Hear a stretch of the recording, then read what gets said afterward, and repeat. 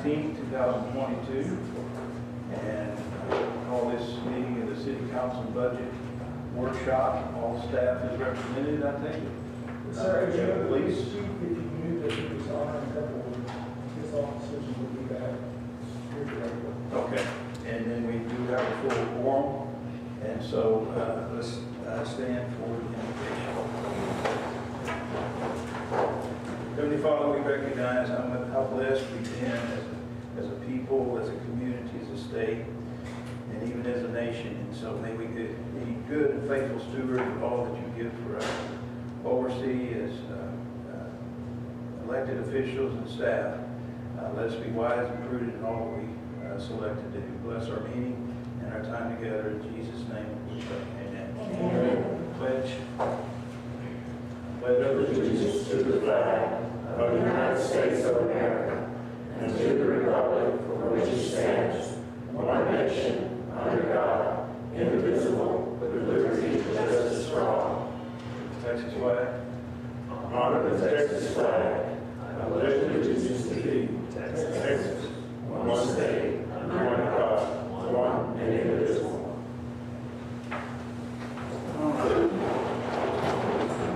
We have proposed, item number one, proposed budget 2022-2023 summary. That was placed for some of us. Where is that? It is page one. Or label is page one, so right behind the first one is. Summary as a whole. So we have tabs. Did it change or did it? To look at. From the email, from the one that you have in your binders now, Yes. it is different than the one that was sent out in the original email. Okay. The binders was the corrected version. That's correct. There was a change on the general fund and the water sewer fund. Those totals didn't calculate correctly on that summary page. They're correct on the rest of the document, so I just reran those, and that first page is correct. So it's roughly 100,000 less than what the other was. All right, Dave, you want to? Absolutely. So what you have, the three big sources of revenue for the city are going to be, or the accounts rather, or funds, or the general fund, about 5.7 million. Debt service fund, which is 582,000, and then just a little over 4 million in the capital projects fund, for a total annual budget for total all governmental funds of $10.3 million. So that's, outside of the summary, there's not, all of the meat is, on the following pages, so. So do we want to just go ahead and cover, I drew lines on mine like there's a correlation from a proposed year to what was actual. Can you kind of school everyone what we really should be looking for? Yep. So the headings on this sheet are a little bit different than the rest of the sheets that will follow. So let's go there. Yeah, if we go to page 2 here, general fund budget summary, you can see there these lines across at the top. So what we've done here is we've given the actual expenses between 20 and 2021, what we incurred year to date, and then an estimate for the end of the year. Now, the estimate for end of the year is the tools that Anthony has to project that are a little bit different than real world, because if we know, say, I'll take, the water and sewer fund, as an example of that. When you look at your water and sewer fund, well, you sell more water in the hotter times of the year than you do. So if Anthony is just, projecting month by month by month to look at what the rest of the year is going to play out, some of that is going to vary a bit. So there's a lot of usefulness in the estimate, but just be mindful that not every item has a regular expense item to it or an income line item to it. Then you see to the right of that under the adopted, obviously that's what we've adopted this year under the current budget, and then what the proposed is for next year, and finally just what the percentage difference is. So columns number 4 and 5 are a pretty clear and accurate look at where we were at 4.5. adopted for the previous year, and where we anticipate going to 5.1. Is that an accurate statement? That's absolutely right. You know, that the adopted 2021, 2022 is, those are the numbers that we adopted, that council adopted last year, and what we're living by this year. What the proposed is what we intend to look at for a budget for next. And then again, just as a percentage of change, again, the percentage is useful in some categories, and others it looks like it, went down 100% or up 100%, even though it only be $500 here. So you've got to kind of look at the context of those. Things of note, I would say, ad valorem tax.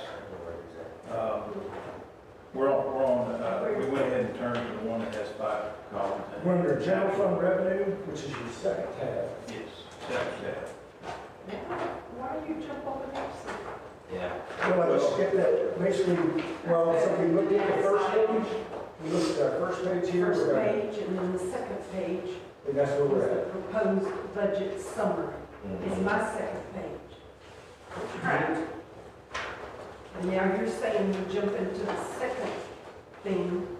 You see the page numbers? That's what he's working on. Good. So you're on page 3, We're the not rest of going on page 2. to That's general right, that's fund your- Oh, okay. revenue yet. No. So we're still working on page 2, right? What we had looked at, we talked about the columns at the top of page 3, at the top of the general fund, because again, if you look back on page 3 there, we've got the projected balance, the projected expense and transfers, and the top of the budget summary doesn't, those columns don't line up like the rest of the budget columns. So the summary tells us so very little, really, because you don't know why. You don't see where those. You don't see where those details are. So we're on page 2 now. But the So, summary is from all the accounts, Full funds. that's all right. the funds. You see every fund And it's listed there on that. the summary. grand total, Right. so that you know now that you're proposing a certain amount That's right. So if we take, for from example, all those totals. that's right. Say, if we take that summary and say the general fund summary on the summary page is 5.7 million, that next tab gets into where that 5.7 million is. That's Gotcha. exactly what it looks like. So Okay, we'll go to if everybody's okay, we'll go to the general fund revenue and start sorting the general fund revenue, which is that, just in that next page. Okay. Item number 2. So the big unknowns for the revenue, obviously, for a city like us, is going to be property tax. We got an email late last week. We typically see those about 2 weeks sooner than we're going to see them this year. August 5th is their date to have those certified values to us from the appraisal district. And what that does is that then feeds into that exact number. What we've taken this year for, I guess our tax, to start at the top line of there, our taxes and franchise fees. You see last year, we had the 4.5 million, if you see in the adopted 2021-22. We're looking at this year, under taxes and franchise fees, 5.1. See our permits and licenses going down, for fines and forfeitures, and other revenues, again, adding up to 5.7 million for a proposed general fund revenue for next year. tell me what miscellaneous permit fee would be, and if we thought we were gonna get $4,625, and now we went down 40%, what is that? Why, we've got all these other permits, so what would be a miscellaneous permit fee? It's in your second row, under permits and licenses, fourth one down. I see that, I do not know Anthony, exactly what that do you know? permit is. I know that some of them are related to like photo permits, like there's gonna be different types that are not gonna be vendor related or not gonna be building related. I know photos one of them. Okay, If someone got an event permit, those like. Those are gonna be, yeah. You know, a miscellaneous, someone got a parade permit, those would like to do that as well. But there's not everything under the building permits is gonna fall under building permits, and if there's a sign, or if, not a sign, but an event or something like that, that's where the miscellaneous that like be a garage sale sign? Would that fall under that garage sale You wouldn't have to have a sign, permit?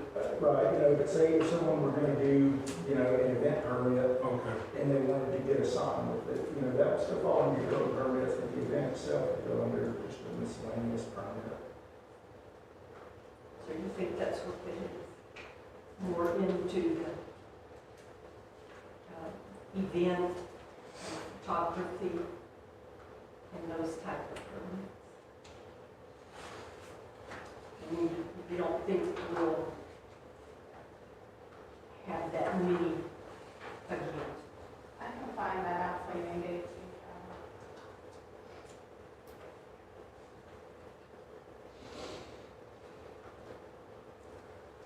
So if we And go, then I have a question on, down the other revenues, grant revenue, police. We have 0.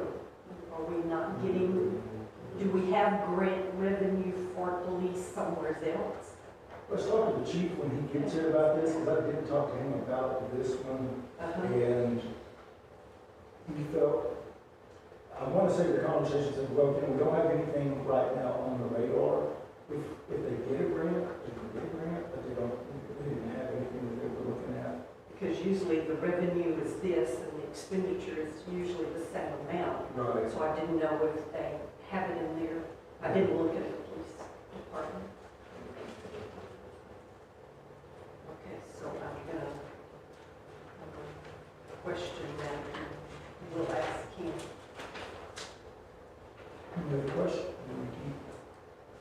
We can jump back up to the top of the page once we answer That's all my, anybody's question. Anybody else? Looking back up under this ordinary revenue, I'm at the top of the same page under taxes and franchise fees. Ad valorem tax right now, again, we're doing our best to estimate what we feel like we're going to see, which is about a 50% increase over last year at 1.3 million. Again, there's a big number to try to project, and I think it's telling that the tax office or the appraisal district are both in the same sheet we are. We're not sure yet. But, based on what we've seen in terms of the new houses on the ground and a reasonable expectation, we feel like we're in a pretty good spot to start with.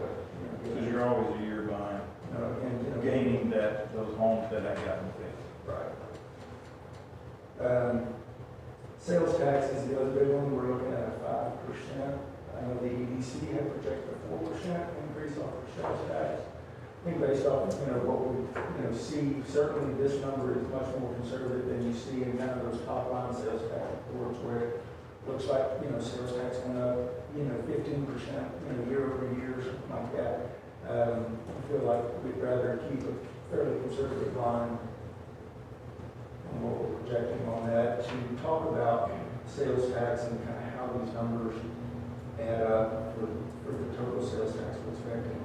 The sales tax and the sales tax in lieu of property tax just under that, so the 2.4 and 1.2 million get added to the MEDC's projected sales tax, and that's the total city sales tax. So if you see the sales tax in lieu of property tax or ILO, that number is the same share that the MEDC gets. That's half a percent of our sales tax. So where we see that, so we're looking at 3/4 of what we expect to get here. We look at that other quarter over in the MEDC's budget that we're looking at here afterwards. But again, we felt like 5% was a very conservative approach to go on sales tax given the trends of what we're seeing. How many homes, do you have any idea how many homes are scheduled to be built this year? This year, I can look back at it, but, generally that number's going to fall about, in terms of completed homes, generally about 7 to 8 a month is what we see. Starts are about the same. They don't work that out every single month, but about 7 or 8 homes has been a pretty good track record for several years for us. This year's probably going to be a little higher.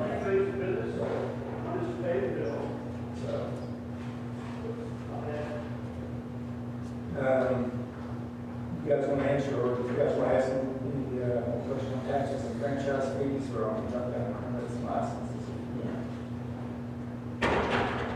Moving on down to permits and licenses under building permits, man, this is one of the hard, this is, one of the numbers that I, directly, fill in. And man, I have a whole lot of respect for folks who have to fill in a lot of these line items, because a lot of it, again, is shooting from the hip. You gotta make some assumptions based on the intensity of development and the type of development. So this past year, we saw a whole lot of new home starts because we had, it was a Town Creek Section 4, we had Town Creek Crossing.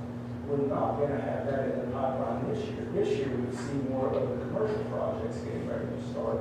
So while the revenue stays, generally the same, the number of projects and the expense of each project are different. Based on what we know, now where we're at this year with building permits is, well, over budget on revenue. But again, my thought is to hold the same as last year. And if we see more come in, then that's great. But there's lots of talk about how construction costs are reaching the point where they are influencing folks' decisions to build now or wait to see what's going to happen later. Prices to normalize. So again, just looking at what we did last year, or what we budgeted last year, and what we received, we feel like it's a fair place to be.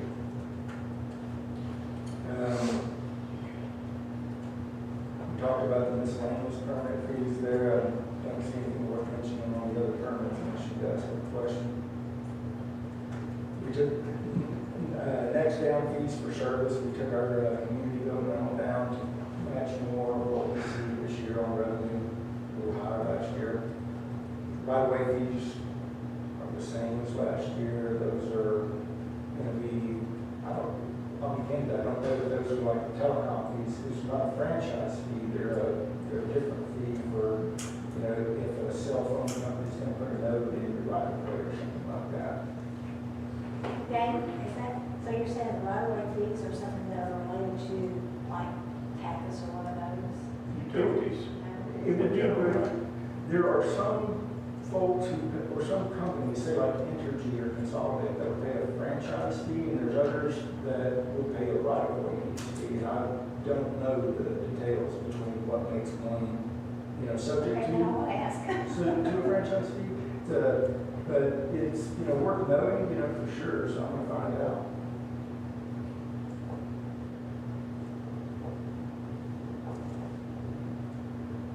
Under the court fines and forfeitures, you see, kind of the top line number there is a 0% change in terms of the overall budget.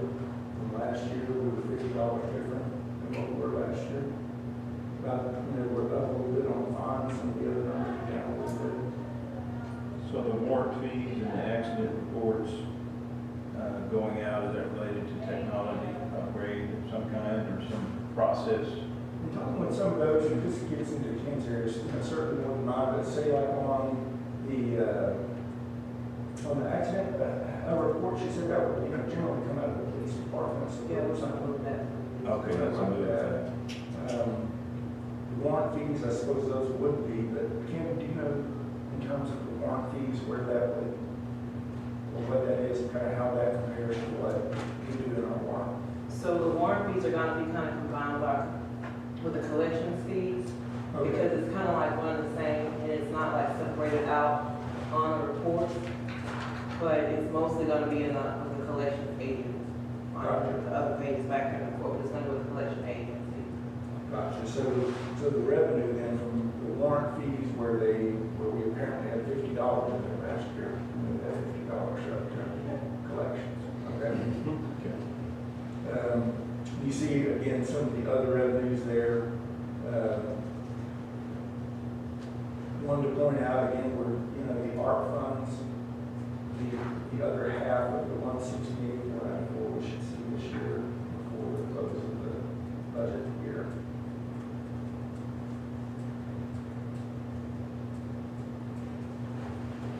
Flip over to page 2, the only numbers not talked about before are the transfers. With the NEDC, we proposed $55,000 again like it was last year, and the courts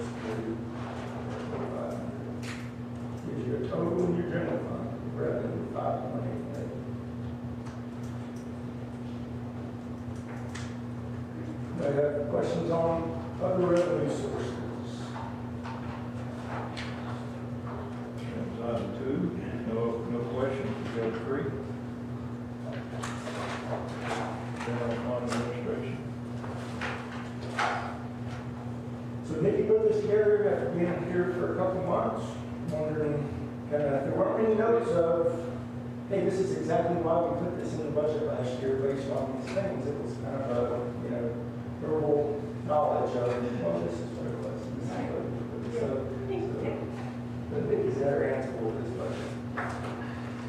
Is there anything big you want to hit first, or particular things you want to add on, or anything on the Yeah, question? so the health insurance, we heard back from health insurance and TMLIRP that health is going to be going up 10.8%, no, 12%, I'm sorry. He said that it would be best to go for 12%. We don't get those actual proposals until September. So based on our claim history, 12%. TMLIRP, the loss risk, they've already notified us that that was going to be a 10.8% increase. MASA stays the same, EAP stays the same. That's about all I could really say that sticks out in that first personnel expense. You will notice in the communication line items, there are 1, 2, 3, 4 new funds. One says records codification, one's records management retention, one's records requests, and then vendor subscriptions. The vendor descriptions, I'll start with that. We had subscriptions under employees. So where we have employees, we'll have, like myself, I'm a member of TMCA. I shouldn't be putting vendor subscriptions under that line item. That's definitively just for employees. So I broke it out this time so that we actually have a new line item for vendor subscriptions, Adobe being one of them, and anything else that we have.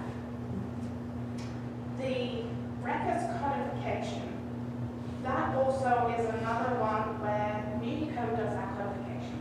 Unicode also does our website, also does our agenda management, and also does our content library of ordinances.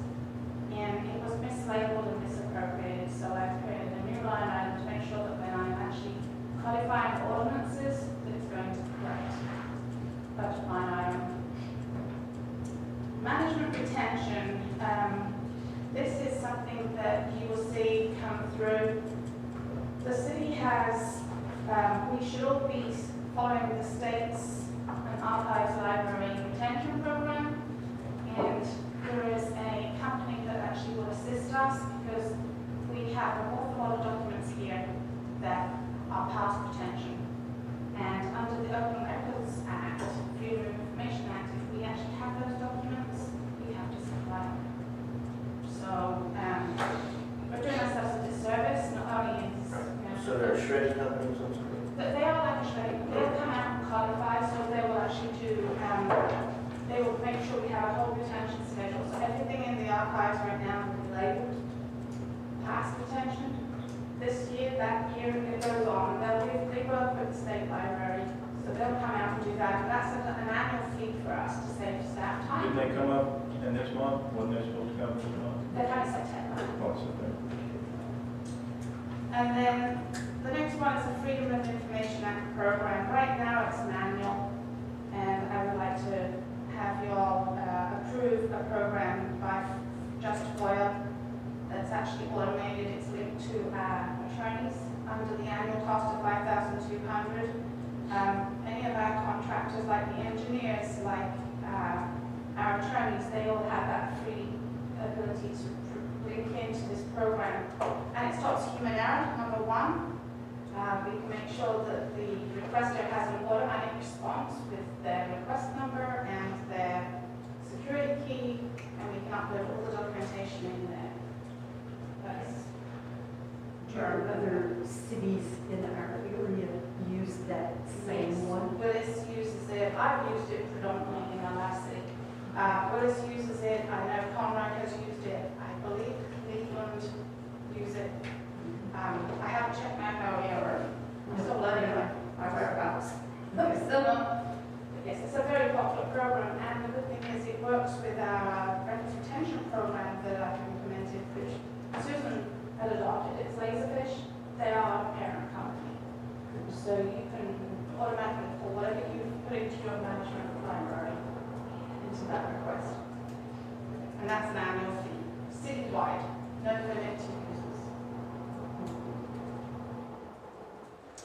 Quick question on the codification and the vendor subscription. You said they were misclassified before. Where did they come from? Where did they come out of? The records codification, Yeah, records that codification. was going into computer technology. Okay, so we should see a few thousand, $2,500 decrease in that. Well, you would have done, except that we have now a lifetime of computers that are sort of coming up for a new purchase. And then the vendor subscriptions, where were they? You said employees, but where They went did into the, 1 second, it'll be under staff development on the next page. It's under dues and subscriptions. You'll see it's like it was 5,000 last year, so I put it down to that. Okay.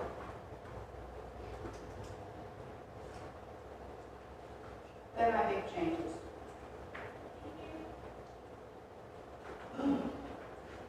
All right, if the health insurance, can I ask a question? Sure. If the health insurance was going to be, go up 12%, I looked at the health insurance, I looked at the payroll taxes, and I looked at retirement. Or is this the people that are here now? Yeah. And there's no new, like, our actual in payroll taxes was 38,000. Now we're doing 55,000. Payroll taxes are going to go up that much. It's all, And then that's mainly because at, one, we're adding, person who was our utility clerk, before, now our permanent tech currently, as well as once we get a new city administrator, 75% of that would go towards that, that department. So the city administrator we had, his total is not in here. Well, it would be, yes. Well, not anymore because before we paid them out. Yeah. So it's gonna be a lower number for this one because we don't have one at the time. I guess I'm with her, I'm confused if our actual was already set. On payroll taxes? See, last year we adopted 45,000 in health insurance. And it's going to go up 12%. I don't understand how it went up 66%. Did we And hire we're those not adding any new employee. Did that include Well, that also includes the debit coverage. okay. Which has been only for how many months? We adopted it back in, We adopted it back in September of '21, and we've gone into effect January this year. Yeah, so, because we've actually decided to put the dependent coverage, which is at the bottom of that personnel line item, which was, you adopted 21,950. We've moved it up and put it in with health insurance. okay, okay. So this year's. So that makes sense. Yeah. There's Yeah. I was looking I for was 20. like, this is not, There's the 20. okay, all right. So we're zero down here on dependent coverage, Yes. and we moved it up here to health insurance. All right. So as we adopt a final, then everything that's been moved and/or removed will not be on what we finally adopt, right? That's We'll right. just take it completely out, so we're Yes. looking at a clean, okay, good. So retirement, what is that percentage there based on? It's going to increase, I got the letter from TMRS, and currently the expenses are 9.74% of each paycheck, and they're going to be up now to 10.3. So it's a 5.7% increase based off of what will be this year to last year. And then, of course, the reason that it's a little bit higher is because if we do add a new city administrator, then that's where that additional.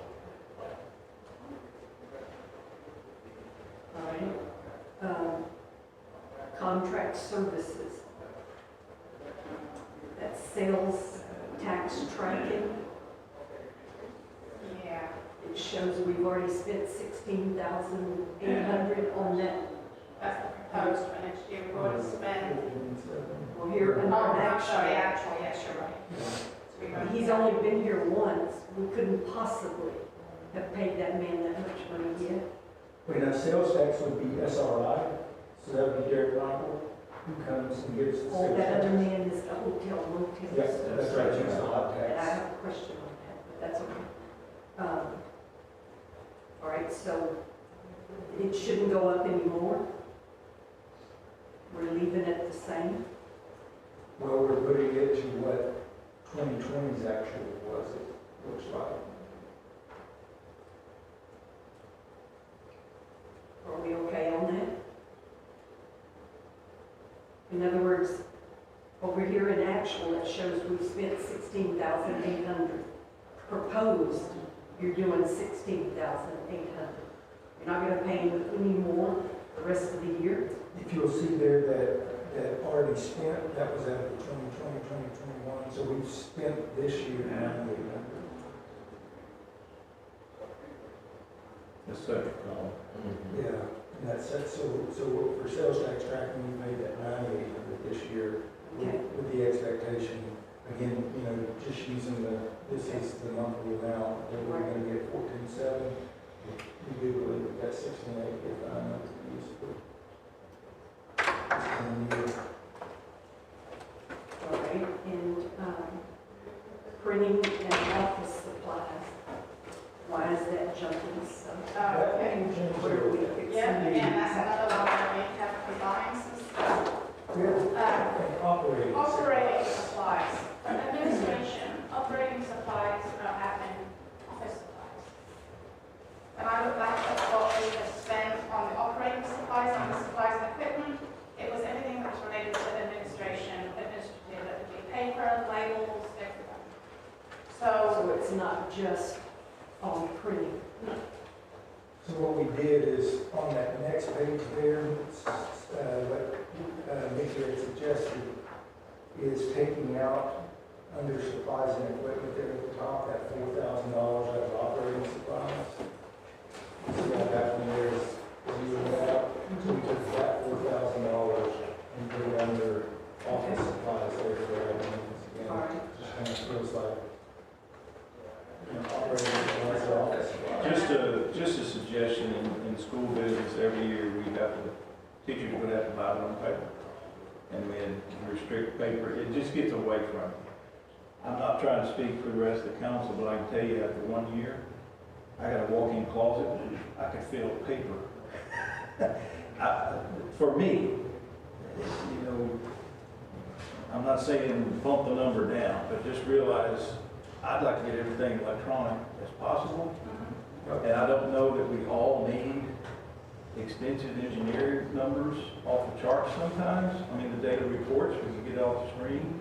I'm just advising staff to say, you know, a lot of, I'm telling you, I'm still shifting papers and stuff. Now, new council, you need to know, some of that comes to you by your personal meetings. So it's not just what they give us here sometimes, but I'm just telling engineers, law enforcement, everybody, if we could share copies, my opinion, because I don't have knowledge to store that, you know, and it'll add up. I'm saying that for the new people especially. So anytime we can keep something electronic, anytime we can share, it can keep those copier costs down, not to mention the wear and tear on copier. But there are other things that come into that figure besides just paper, right? Right. And we certainly are mindful that, you know, we, joke around, a little bit around City Hall, where, we walk around with black and white copy and say 7 cents less than the color. Yeah, And, front and back copies, that sort of thing. Yeah. So if something happens with the copier, by the way, that's part of that, or is there a no, repair? I actually, under, sorry. Capital outlay? they are under a contract, service for, UBF. Yeah, UBO, I think I did put it on the printing and office supplies. And that's a yearly renewable type of service. Right, and that's, another thing, that we I always. just got them into a new contract before the prices went up. We pulled a globally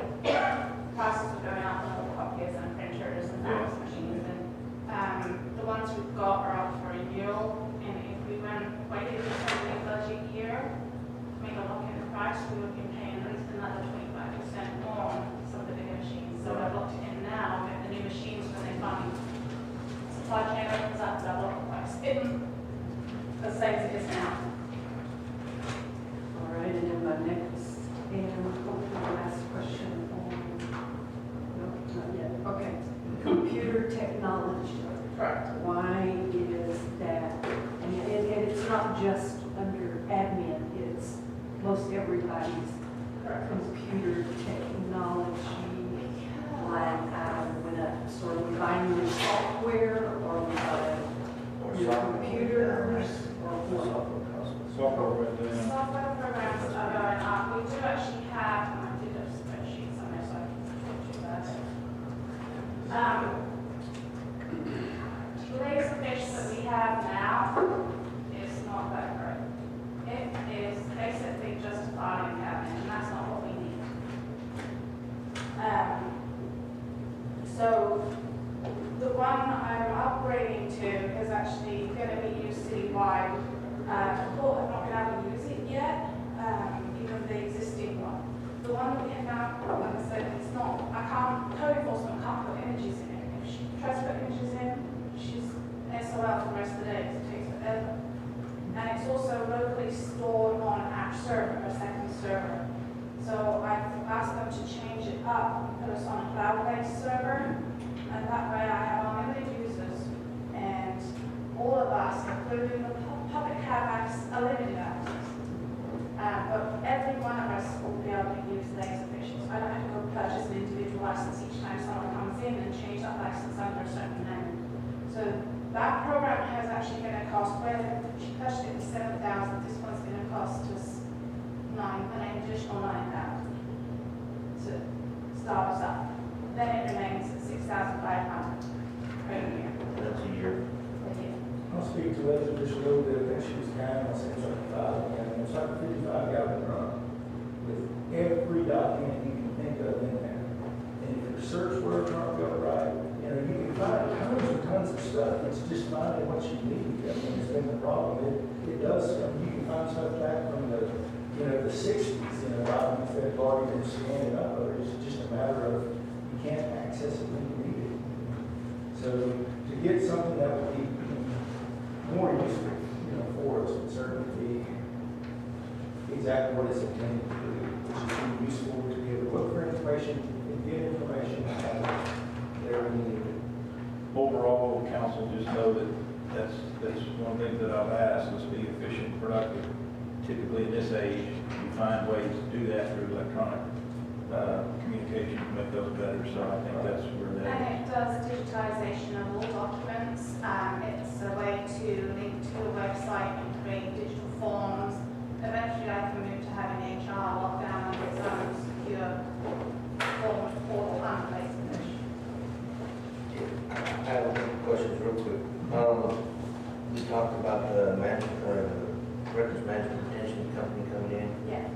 and then we have another fee down here for shredding. Are they not gonna take care of the shredding? No. They said. We have a shredding, this shredding amount here is actually us. They are, I'm sorry, let me refresh that. Yes, they are going to take, under that 4,000, they're going to take care of the shredding. This 600, I am come by.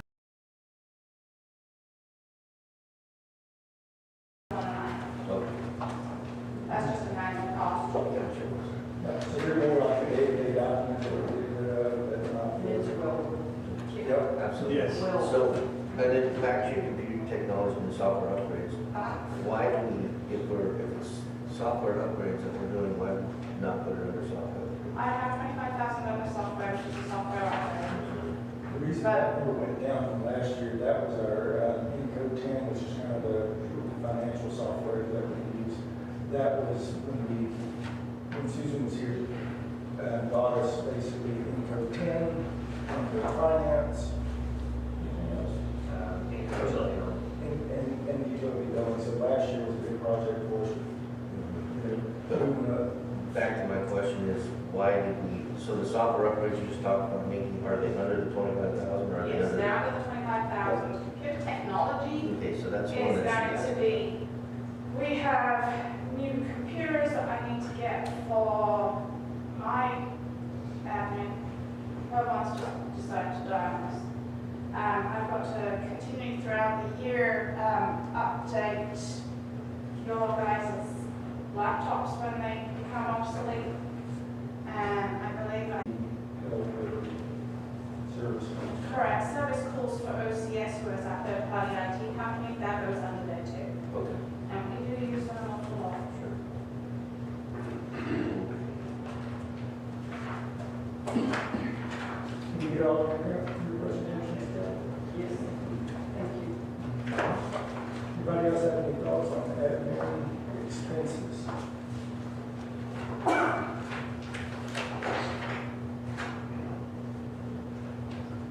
Okay. You ready for item 4? We are, and we've got Chief here, Chief Director here. Item 4, police budget. Okay.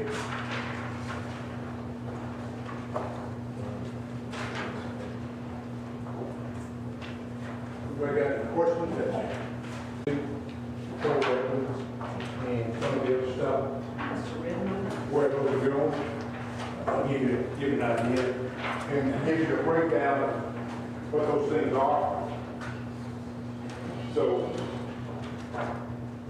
with if we first going to move to staffing, where wages are, let's talk about that. We're looking to add 2 officers. We're 1 officer down. We're looking to add 2 officers, promote 2 officers. Policing, what we're doing is, we're not going to talk about workloads or training, but we're going to talk about 60% of our staff should be dedicated to patrol.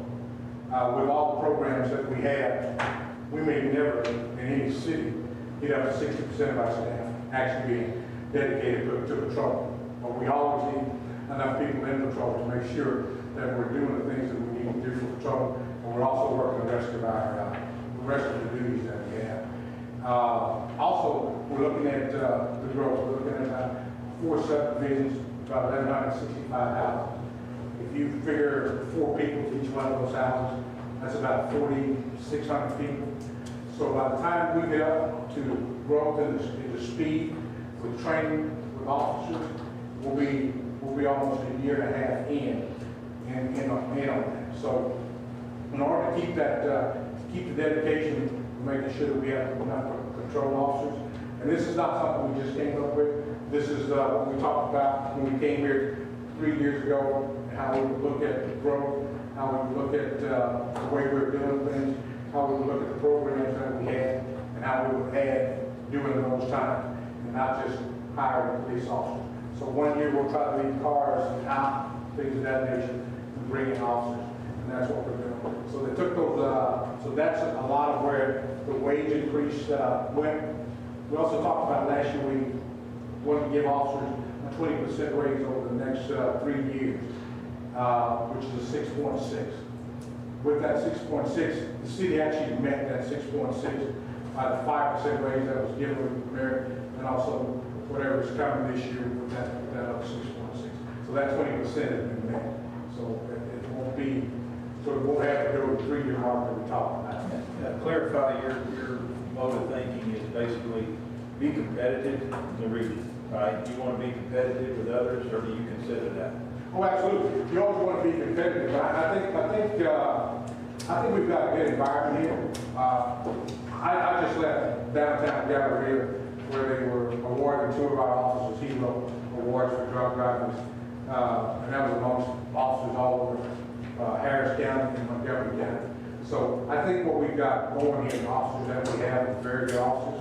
I think we just continue to need to do what we need to do as far as training, making sure they have the equipment and making sure that we're doing things. And the city's done a lot of things. Last year we did a 50% where you're paying for their dependents insurance. That was a huge thing because many of our guys are not even using that insurance for those reasons. But we're talking about when we're talking about adding officers, that's strictly so we can keep up the type of safety and type of security that we got here in the city. And that's just strictly with the growth of the city.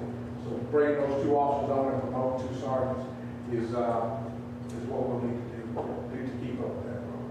Chief, could you speak to how many officers are on patrol now, but day and night shift, just so we all have an idea? We got here, we had 1 officer on night shift, now we've got at least 3 officers on night shift. Day shift, it runs about 2 officers, that's why we'll promote 2 sergeants. But you have to look at this too. The whole time that we're doing those things, we're also doing our crime prevention. We're doing security assessments. We're we're answering all sorts of crime calls, we're doing, CERT teams, we're doing everything that, you can't just be a police department, you gotta get into the community and do the things that you need to do in the community as well. Because we're adding another 10 VIPs, to our program this year, which will be able to help us in any of the events that we're having. That's a part of getting citizens involved. So you can't just do the policing, but you have to make sure that at least 60% of our workload is dedicated to patrol. Tell me what that overtime pertains to. The overtime pertains to that, last year, we cut down on some of our overtime, because what we were doing, we were working events that were being paid for by the city, that the city should not have been paying for. So we took some of the overtime down. Hopefully, we're looking at this year where we can, with the increase in officers, that we can cut that overtime even more. You guys are talking about a minute ago, I'll just jump to this real quick. We were talking about that computer technology. Last year we had $10,000 in that fund for computer technology. I spoke with Anthony the other day because we actually had no idea how that was getting paid out because it was never coming out of our account. So come to find out, it was being paid out, and we were spending almost $2,000 a month on that, which we'll look to cut that down to about $30,000.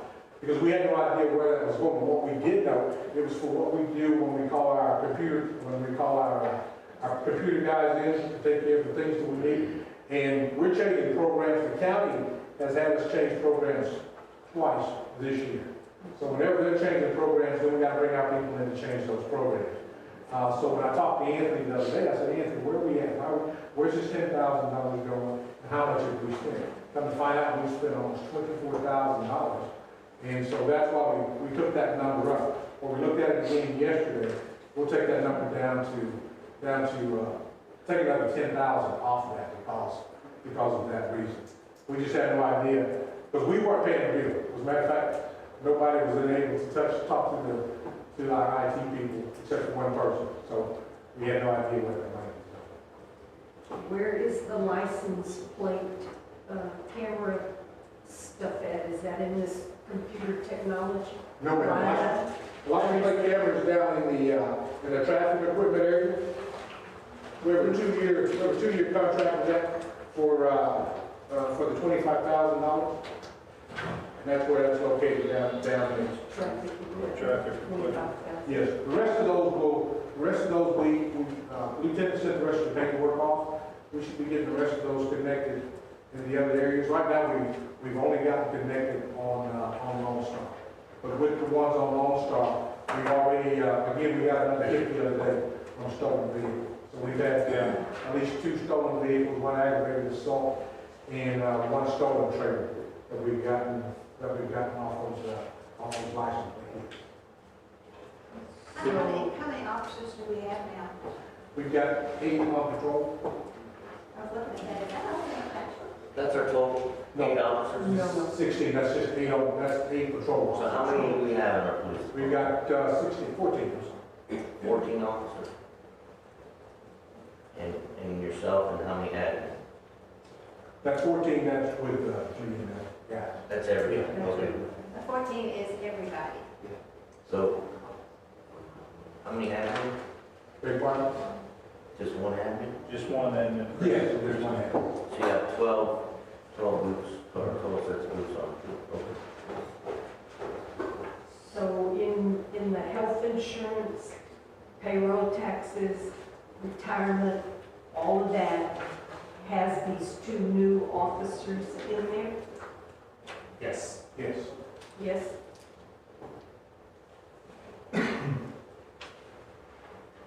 so maintenance vehicles and equipment, which is 0, so is that absorbed down in equipment repairs in general or auto repairs?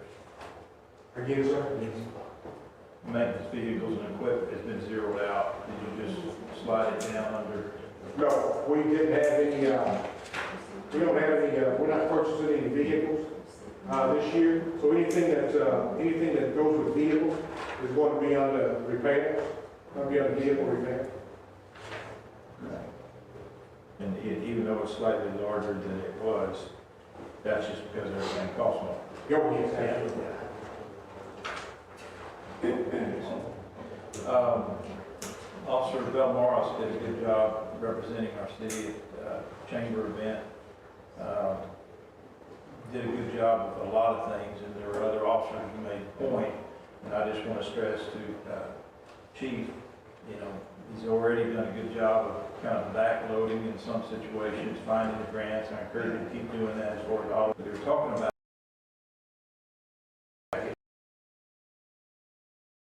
That what goes inside that jacket is everything, you know, and that costs. Just that money. Good. So we just put the money in for that. So it's already, our protective gear, where we have, it says protective gear, that's already under the grant, under grant operation. Well, just for Dave and Anthony going forward, it may help us not, you know, and I said it before several months ago, we had a budget come in with zero showing in a grant. And I've articulated that as a huge goal for us all. We're in an expensive society, but we can't blame inflation for sitting still. We have to get out there, so I would encourage us, if you had the grant money, I guess is what I'm saying, let it show up in the overall, because that sticks out. Are you not planning on going for any grants?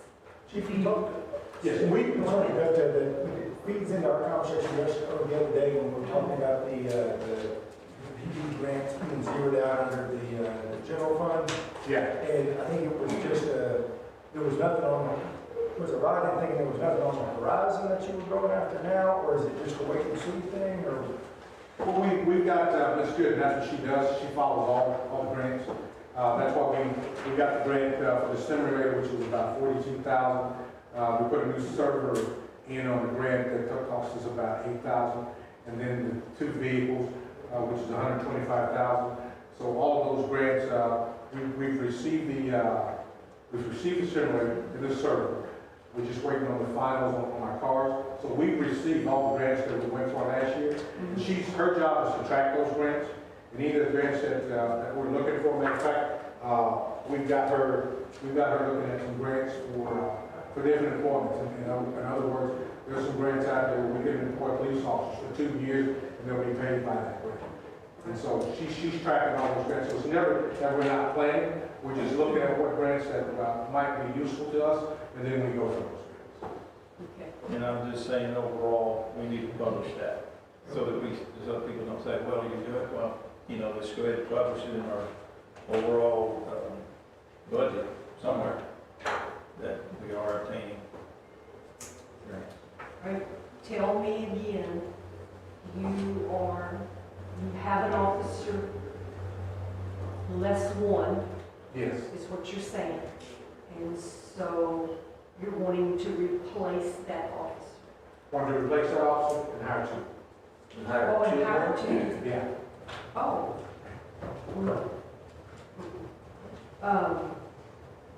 What would those 2 be doing? Those 2 would be in patrol. Those 2 would be in patrol. And so when we talked about So then you would have how many on patrol? then we would have 10? 10. We would have 10, and then 2, and then a sergeant with each one of those guys. So I should see police cars in Montgomery more than I'm seeing them now, with 2 new I officers. think you see a good amount now, don't you? Sir? Yeah, I think you see a good amount. Hell, you don't. I haven't seen them in a while. Oh, really? Somebody asked me today Uh-huh. if we had gotten rid of all our officers. I said, Oh, man. That's kind of an insult. As much work as just these, drive up to City Hall, you'll see them up there. as much work So as these guys tell do. me again, you want to hire 3 officers, 1 you're replacing, all One to replace. right? And then 2 new. Yeah, 2 new is what we put in the budget. But, yeah, we're just talking about replacing one. Put the 2 new. And that's based on projected growth. Yes, ma'am. I mean, if you look at it, let's So go ahead. let me speak on projected growth. In 2008, I was in building homes still, and I seen growth like we've had last year, 2 years, building like crazy. And then our economy changed drastically, and building went from can't keep up to nothing being built. And at that point, we're coming to that. It actually looks worse right now than it did then, as far as where our economy is looking and going. Interest rates, inflation is going to bring things to a slamming halt very, very soon. I don't want to lay people off. Right?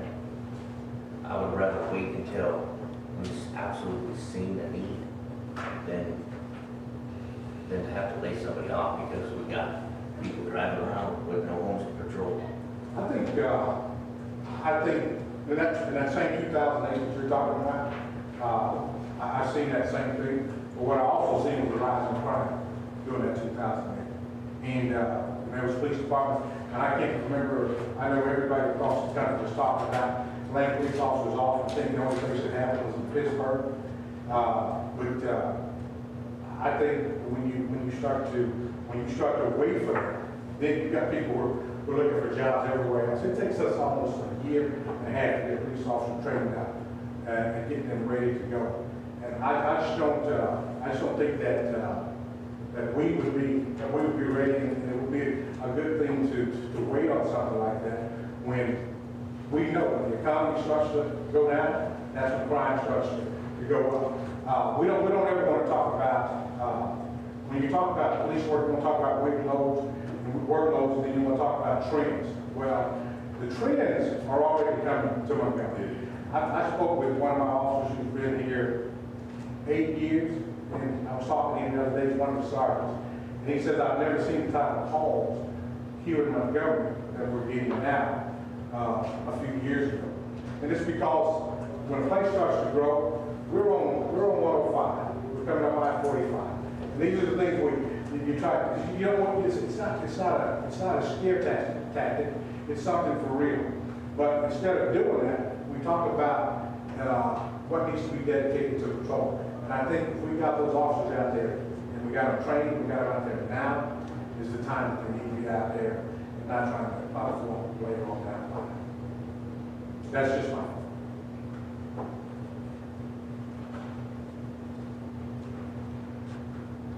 Do we have another budget workshop scheduled? Not yet. Not yet, certainly, I know nobody wants to spend a ton of time in budget stuff. I definitely think we're gonna need another workshop, subsequent after that, to be able to truly dig through all this stuff. So certainly don't feel like this is the only one. If there's points, in kind of major areas that, that we can go back and try and take another crack at. Certainly, we absolutely have the opportunity. This is not again, we're waiting on those final numbers too on the revenue side, particularly at the one, to know exactly what that's looking like. So we've got to kind of solve these hard questions, especially in terms of staffing. To talk about that just real quick, one of the big numbers that to me that I look at in this budget is we are an organization that only delivers service. It's the only thing we deliver. And we spend between our water and sewer fund and our general fund, about 44% of our city budget goes to pay for the people that deliver those services. I've not been doing this long enough to know is 46 is that the right number? Or 44%, is that the right number? Or should it be higher, should it be lower? But I do think that what we've got budgeted now, specifically with the consulting fees for next year, I do intend to bring, really not only me, but also have Brian Cox kind of talk to you guys about the idea of a staffing plan for us from taking, a city administrative consultant who's seen cities grow, and say, hey, based on the population, based on the revenue size and the other things you have going on, where are you in terms of staffing? Not only would it touch, the police is a little bit more detailed, although a city administrator would have it, but when you talk about, when I talk about staffing, I'm thinking more about things of, well, how do we finance office was to take, but by the same token, you're looking at what are your control levels like? What do you need to see? So not to just, I guess, throw that out as an idea now that I'd like to talk about later, would be a staffing plan to help us answer, get to some of these very important questions of when and how do we need to be adding that staff. Because to Chief's point, you don't want to be doing it at the tail end of years and you get out there too far, in front, and then you're faced with a whole different set of, bad choices to make. So, I mean, that's my biggest thing. I don't want to let anybody off, and I don't want to cut wages. Once we got them, we're committed, and I want to stay committed, right?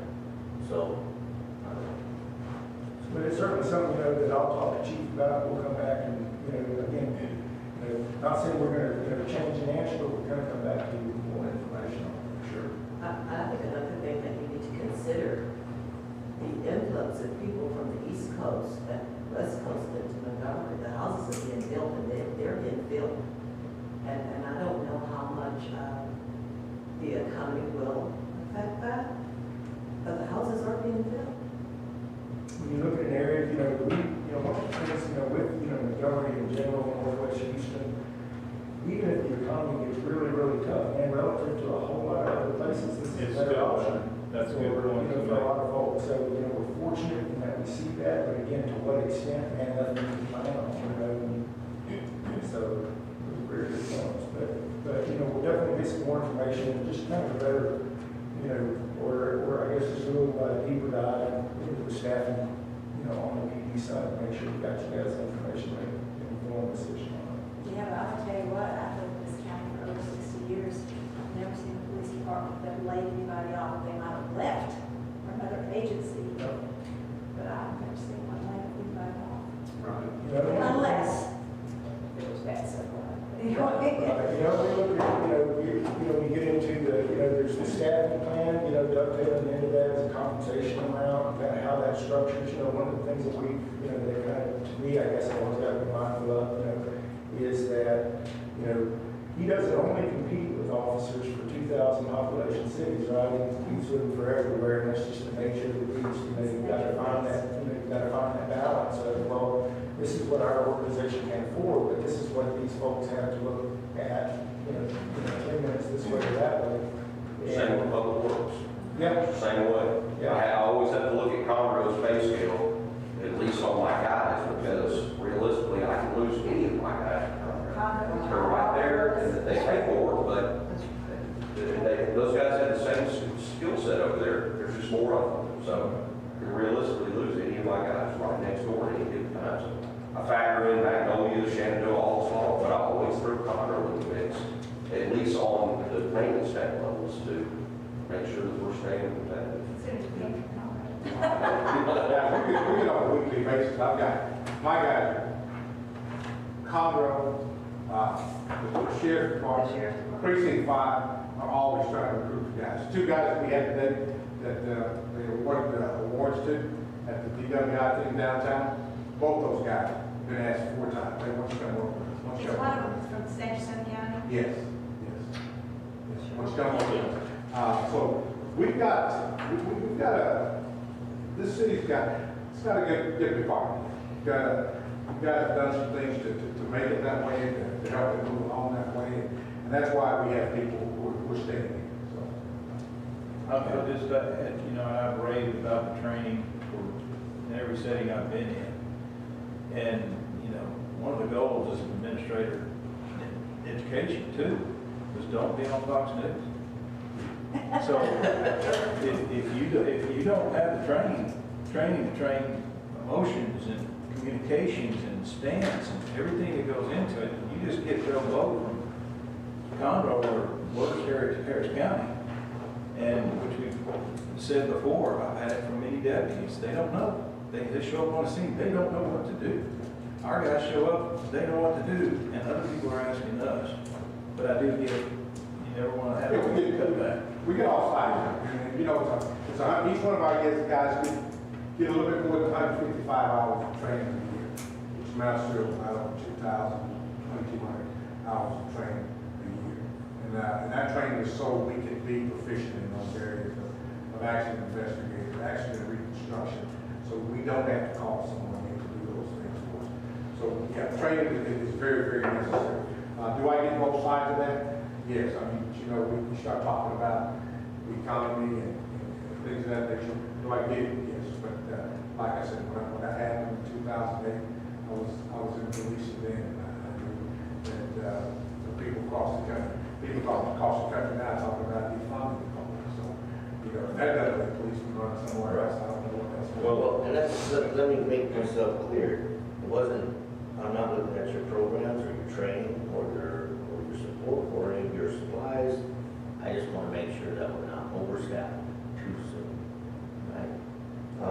I mean, granted, it's great to have police on the ground, but it needs to be planned for the amount of people, the amount of police that we have to patrol, or doing it efficiently. When you say plan, So right now, we have 1,500 people in this town. So based on our, 12 people, 12 officers, what does that come up to per capita? We're calling 2,000, because I think that was. Sorry, yeah, 2,000, you're right, you're I'm right. not worried about What we're talking about. Here, I'm worried We're talking- about going through 105. Right. Yeah, we're talking about 15, we say 15,000, it's probably more like 2,500 people here. But when you're talking about the roadways that we get almost 45,000 people in this city. Okay. Damn. And so that's what you have to take that into account as well, because most of the people that we're arresting are not from Montgomery. Right. They're not from, they don't just come right up the street. They're coming out of Houston, they're coming out of Huntsville, they're coming out of everywhere else. So when you're talking about a roadway like 105, it's only spread, you're getting about 50,000 cars of people rolling through this city a day. So we don't want to take account of what we've got here in the city. Yes, our job is to make sure that the areas in this city are safe, and make sure we're controlling those areas. But most of the time, the trouble that we're getting is not coming from the citizens here in Montgomery. It's coming from outside. Okay. Anything else? These patrol weapons, this is more new items, or it's just adding to some of the items? Because it jumped from 10,000 to 20,000. So these Everything on the items, sheet that I gave you, yes, sir, I got it. All of these items are. yes, so everything that's not patrol weapons, some of them are added, and some of those patrol weapons go underneath the ammunition as well. And the ammunition was around $12,000. So anything after that was what was added.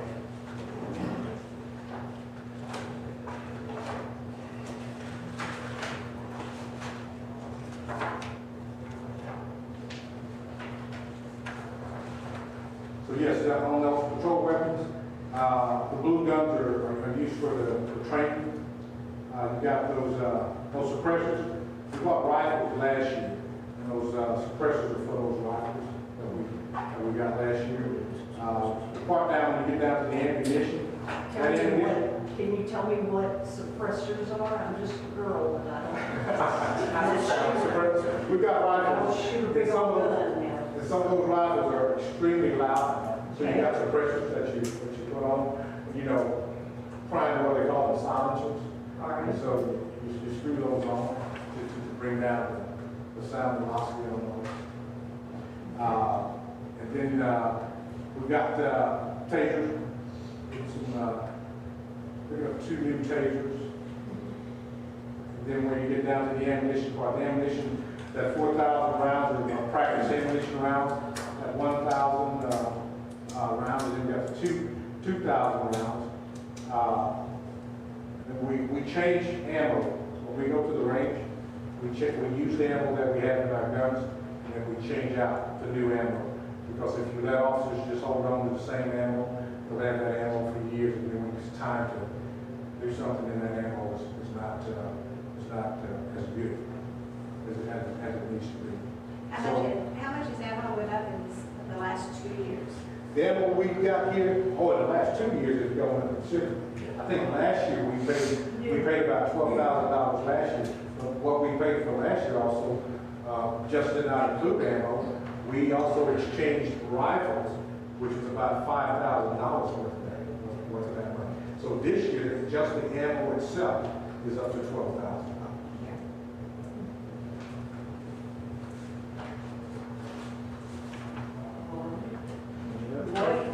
What about, your cars are adequate? Because I don't see any new cars added. Yeah, cars are adequate. We ordered, last year, we ordered cars at the end of the budget last year. Yes, sir. And we just got 3 of those cars in last week. It's taken so long to get vehicles. We got another car out there that needs to be equipped. We're just waiting on the things to come in so they can equip that car. We're still waiting for another one to come in. And then we have the 2 cars that we're gonna pick up on the ground. So that's why you see no vehicles. Okay. There's no 3 new officers. You would think the Two. car would have been. 2 new. Okay. Next. Any others? Go ahead and go on to item 5, Mr. Court. It's good. Yes, sir. So mine's considerably not gonna move as much. I think I've only asked for is under wages. I currently have a part-time, spot in my budget, which I don't have a part-time person. She will not be returning because it's not feasible to do just the 19 hours. So I wanted to ask council to move my part-time person to a full-time person because we're gonna have a lot of new, warrants that are gonna be going into our new warrant system. So a full-time person will actually help in that spot. Just adding just one person, so it will be myself, Christie, and a full-time person, and my warrant officer. But for clarity, I think you're talking about just in terms of staffing increase, you're talking about a 20-hour a week and To make my part-time person actually a full-time person. Gotcha. Yes. That means there'll be 3 people in your department. Not Why is her health insurance so much higher than admin? Does she have more people than y'all? Because her health insurance is 75%. Yes. Half of the warrant officer, Yes, half of the warrant officer comes out of the and court, then and the other half comes from the PD. do we count the full-time one? Yes. It does. Yes. So the part-time person now who works for the agency, Yeah. typically doesn't have any of the health benefits that a full-time person would have. All right.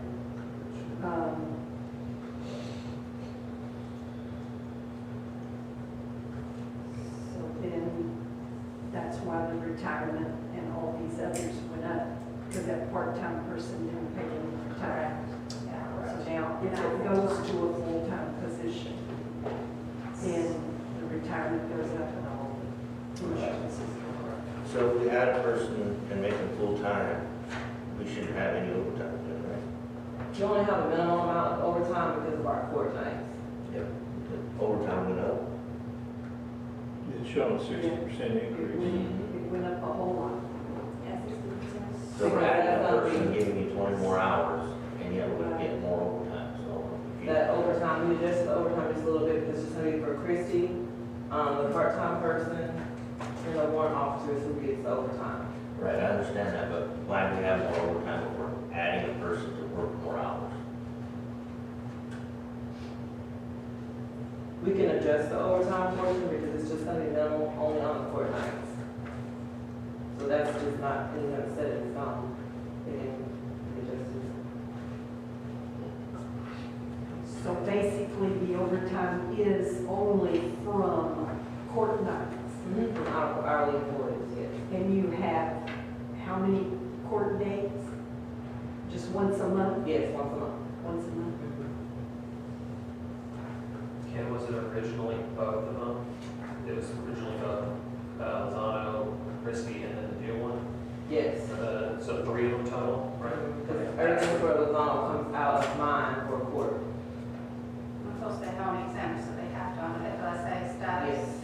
So See the no time over there for, yeah. the 6,000 really comes into play for the new court clerk and Christie. They both were to work that court night along with Lizona. Because it was a part-time person, so now it's going full-time supposedly. And the pay is higher, so overtime will be higher. Yes. I don't know. That jumped a whole lot. Certainly, looking at the estimate on the overtime, I feel like we're going to do that. I would tend to agree with him, which is probably just want to be a little conservative, and not be running over the budget, and certainly we can do some bad on this, we'd be glad to.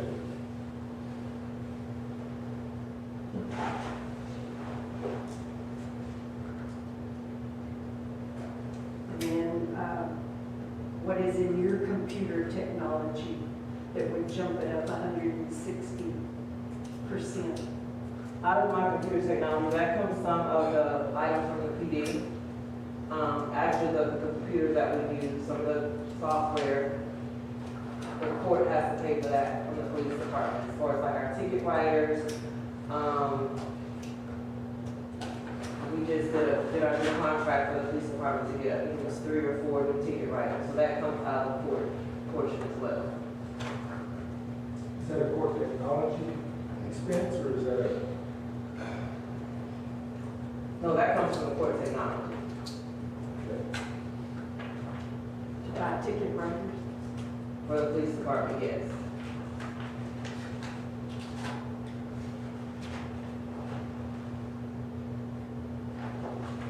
Okay, I'm gonna jump around just a little bit. So I'm looking at the police fund with copiers and faxes, and I'm looking at the court's copiers and faxes, and then I'm looking at adults copiers and faxes. Those aren't all the same? They all have different type of size printers, All under the copiers. same contract? Yes. Right. So yes, same vendor, but it's just different. For instance, like mine is on 3,885, police is 9,800, Pulse is 3,800, and then the water sewer fund, which is utilities up here, they have 5,900. And I think it's about 15 different printers, but they're all different sizes, so that's why it's different for each one.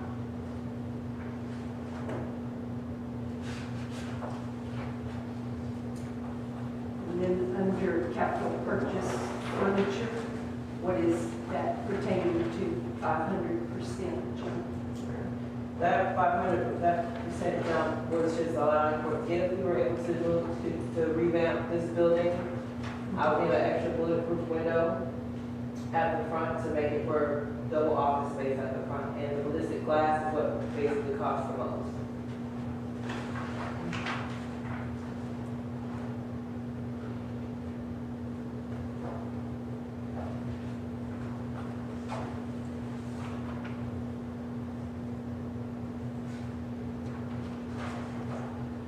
Any other thoughts or questions on the floor?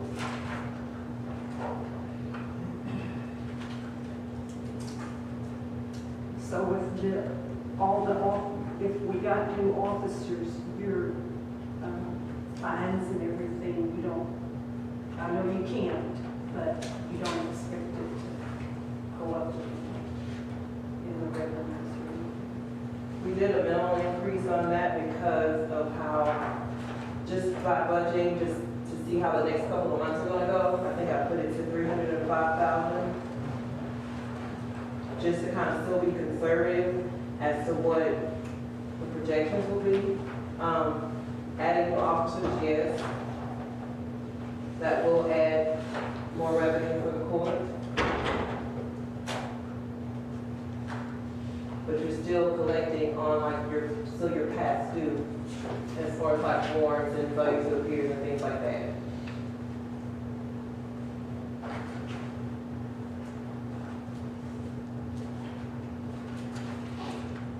Tell me what the initials MASA stands for again. NASA is Medical Air Association. That's right.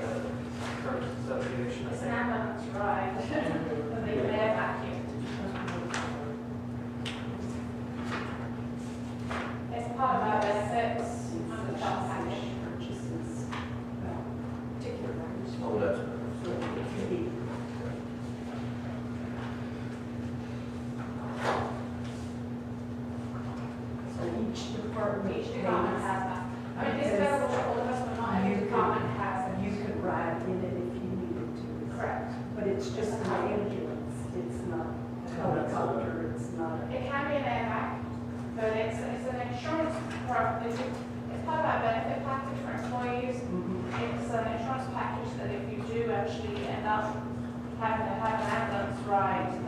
cover the costs.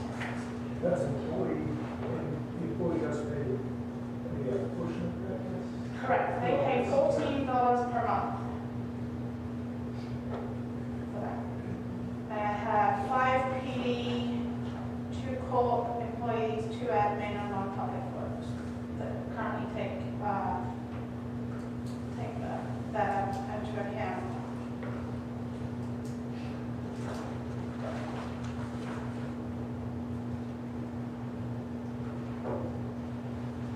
That's all I have. Anybody have anything else?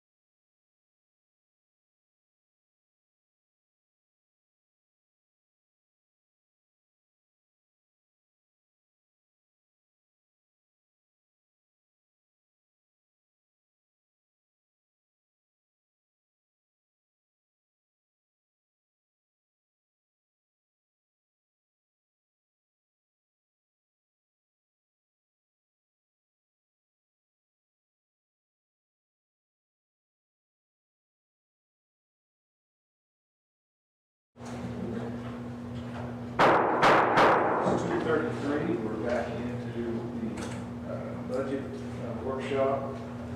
And we should be ready for number 6.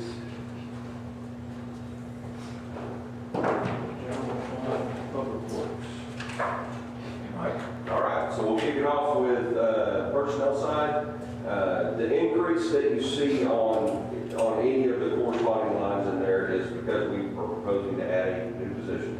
This will be a single man crew position. So we've got a lot of daily activities that one guy can't perform by himself, but we have 2 separate 2-man crews. So I'd like to create a position where one guy is able to go out and run the parks and do water turn-ons and all the small tasks that one guy can typically do by himself. And save the 2-man crew to get our projects completed that we always feel like we're behind. How many employees do you have now? We have, so I have 7 total in public works, including myself. And then there's technically 4 more part-time park buildings that fall under public works as well. The dozens for over this. Yes, ma'am. Does that include the lady there? Yes, ma'am. So I've got myself, an admin assistant, a foreman, and 4 crew members. We're going to add one crew member and buying a truck to put that crew member in. And the truck will be trading in, and the oldest one was the 2013 single cab, we'll trade that in. Or just replace it, rather. So in 2019, we budgeted for this position. We got it approved, and we got a truck approved for a mid-year position to start April 1, March 2020 hit, and put a halt on everything.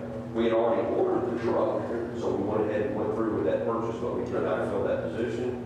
The following year, we didn't ask for anything, but last year, I changed that position to ask for the admin assistant position instead. So this is the position from 2019 that I was hoping to have. But we already have the truck to do it, we just need to trade in the oldest one. We're starting to have a lot of problems out of that one. We have a recurring fuel pump problem out of it. It's time to get rid of it. So why would his retirement be so high? I didn't hear. She asked why the retirement would be so Why is high. your retirement line item so high? When your health insurance didn't go up that much like everybody else's, but your retirement line item went up. So do some of your people not do retirement? You have to. I'm going to defer to Anthony on this one. What do you think? This was this is adding the one full-time person onto there. Maybe it was could have been a little bit higher than I may have projected on there, but this does include that new full-time person as far as the retirement. So typically, just so y'all know, typically when we're doing the budget, with the personnel side, I know for myself, I come and sit down with Anthony and go through that. He knows these numbers. I can't come up with, the projections on this to a true number. So me and Anthony talk about it, and he gives me the numbers that he thinks we need to put in on the personnel side. So I'm gonna look to him for his expert advice on what this is. Does this involve anything with city administrator? It does. That would, no, I'm sorry, no, it does not. That's the utility fund side, sorry. Okay. The only part that it does include is 50% of the foreman and the maintenance tax. Okay. What? Retirement. The retirement. So the 50%, so half of the retirement. So half of their, general? so Mike's crew's split up a little bit differently than everybody else's. Mike and the admin assistant are 100% out of the utility fund. All of his crew, including the foreman, those 5, are 50-50. 50% out of the utility fund, 50% out of this fund right here. And then the docents are completely 100%, although they won't get the health benefits of retirement, out of this fund as well too. The public works fund. will you check on that? Because I don't see how it could be that high. I'll look into that. Yeah, that may have been a little bit higher than maybe I would. And what about your overtime? Why did that jump so high? You're gonna add a new employee? No, so, last year, what I asked for, which was the same as the year before, was 5,000 out of this budget, 5,000 out of the utility budget. My number was dropped to 2,000, and I was told, we'll make an amendment at the end of the year if we need to. This is former city administrator, may lower that number from 5,000 to 2,000. You can see our estimate for this year is 4,590. We need to be back up around 5,000 on each just to make do with our normal day-to-day operations.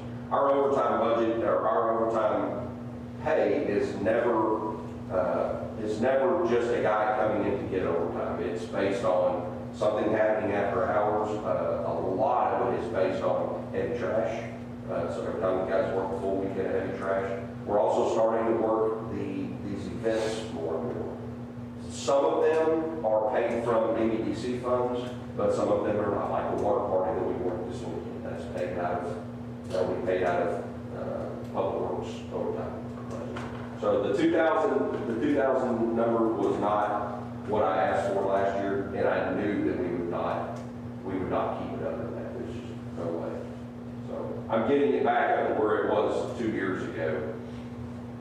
What I asked for 2 years ago was 5,000. We didn't hit that. It shows that we were at 3,060. So it's a little bit artificially inflated. It is inflated $500 from what it should have been, but it's not 175% of what it should have been.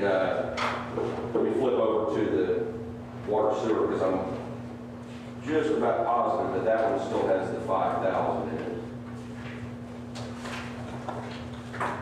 Yeah, see, that one still has 5,000 for this year, and they've always been an even number. But for budget reasons last year, this number was brought back down from 5,000 to 2,000. So you've got a 10% increase over what you're Yes. saying on last year. That's right. So, Mike, I visited with your heavy trash guys. What I understood, and maybe I just misunderstood, is that instead of, because I asked him, I said, on a Saturday, he was there Saturday, on a Saturday.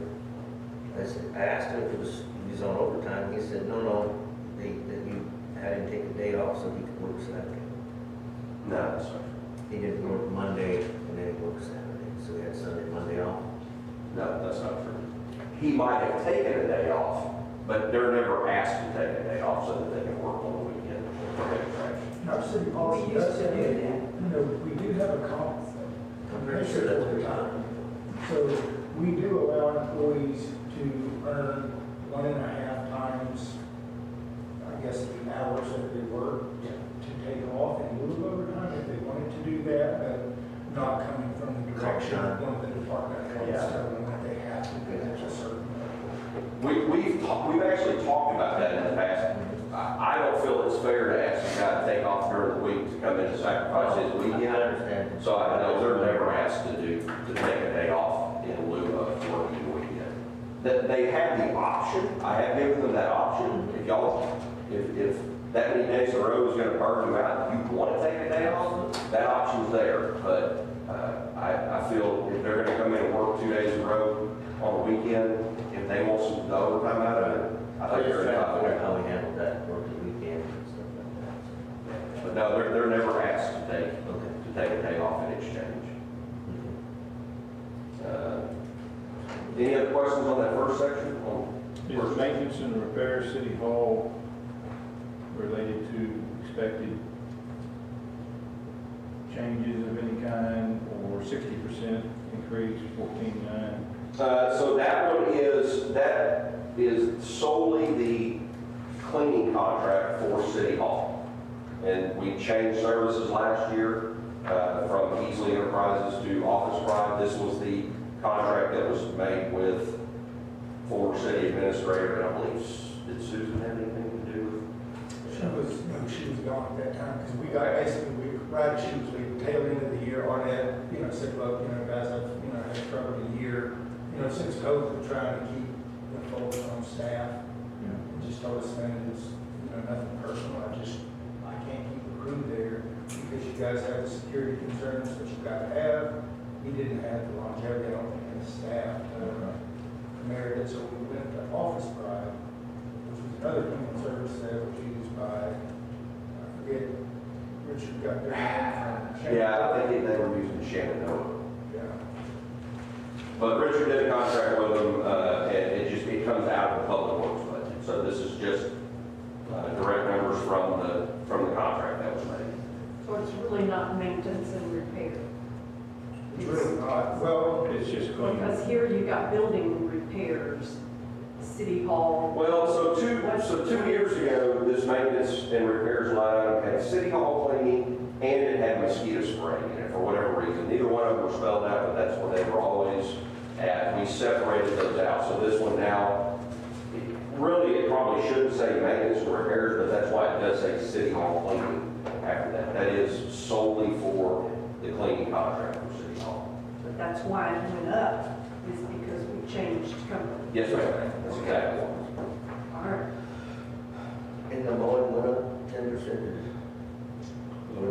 The mowing went up with council approval 7%. Yes. So I went ahead and put in 10%, figuring that he would probably ask for some more coming next March also.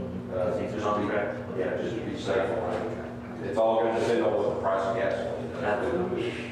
If it goes back down, he may not ask for another, he probably will ask for another increase. And you mentioned mosquito spraying. Yes. Why is that so high? So so I got looking at the service area, the coverage area. We have not had an increase in the coverage area since before I started. Looking at the map, we got a lot of new areas in town. I've asked them for a true quote. I put this number in as an estimate. I have not received that quote yet to be able to adjust it. As soon as I get that quote from them, which I think will be lower than this, then we can adjust that number accordingly based on their quote. I really thought I was going to have it by now. But we are expanding that, right? Yes, absolutely. The original scope was just the 149 corridor and 105 only out to about Napa Auto Parts. But we've got, everything out the west side now, everything out by all the way out to Pizza Shack. None of that was being covered. None of Lone Star Parkway. There was a lot of area that wasn't being covered.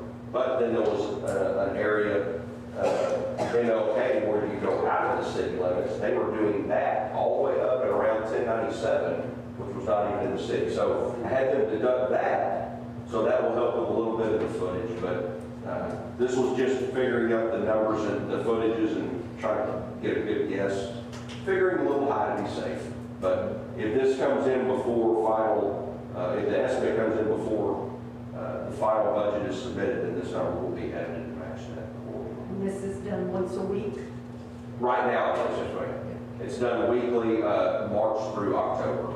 Then they usually send an option to go through November if it's still a little warmer. Sometimes we can utilize it, sometimes we haven't, just based on the temperatures. Those street signs are just our signs, right? They're not Street- text directional signs or nothing like that? Yeah, just our signs, but it's also anything to do with signage.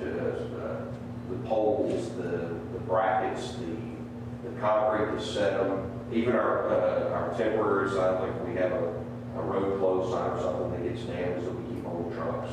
Anything related to street signage goes in that. And your computer technology goes down because maybe something's getting absorbed in somebody else's area, Anthony, maybe, or why is that computer technology down 40%?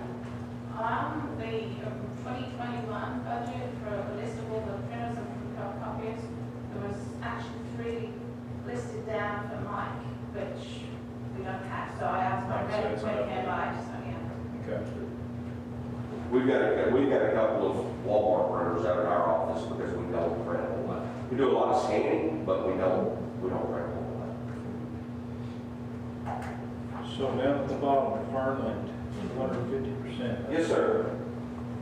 So this number is, so all of the parks maintenance numbers, I kept the same for next year, with the exception of Fernland. $50,000 of that is based on a quote that we got to replace the Jardine cabin and the blacksmith shop, I'm sorry, the Jardine cabin and the crane cabin, the wooden shingles. So the wooden shingles on both of those are deteriorating. We received a quote from the company that the University of St. Houston uses for their cabins. This was a company that was recommended from them, and they came out and looked at it, and that's the quote they gave. It was just under $50,000 to replace both of those. And those are leased, am I right? We don't pay them, but we are the custodian of those two cabins for. Yes, St. Houston Museum officially owns them. The contract reads that we are responsible for all maintenance on them. So theoretically, this number would drop back down to $20,000 next year in a perfect world where everything goes correct. Tell me what capital outlay public work items. So $30,000, that is half the cost of a completely outfitted truck.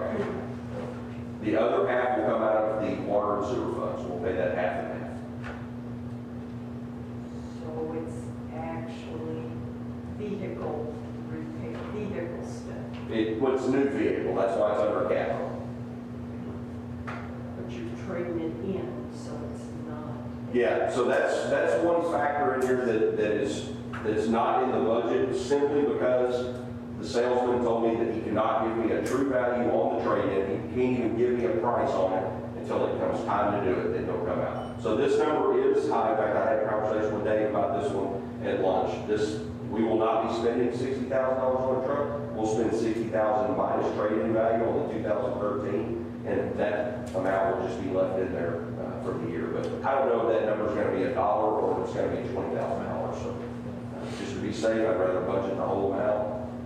The auto industry world is so nuts right now. I mean, so the way we're going to get this truck is because all of the 2023 orders have already been put in and spoken for on the commercial side. The way that we're going to get this truck is we're actually going to buy it. We're going to buy it through the dealership, but it's going to actually come from dealers, truck outfitters out of Willis, because they get allotted so many trucks per year, and Martin Chevrolet has them hold X amount of trucks for them for this reason. For the people that can't, I told them I can't commit to this truck until we go through budget workshops, and I'll find out then whether we're going to get it or not. But I can't speak for it until I find out whether council's going to grant it or not. So that's the way we're going to do it. And then the next item, improvements. Yeah, so improvements is going to be a combination of finishing off improvements to our office space, which is going to be building a roof over the top of that mobile office unit, and a front porch, covered front porch on the front of it, and then a whole lot of concrete work. So we want to start concreting that driveway and grounds to keep the dust down. The whole complex is gravel, except for a very minor portion right around the original shop site right at the front. There's a little bit of concrete there, but everything else is white bleachy gravel. It's a dust bowl, especially whenever like it is now. We want to get ahead of it, get it concreted before the development behind us, between us and Panda develops, because once they do, they're going to be calling City Hall 3 times a day complaining about the dust.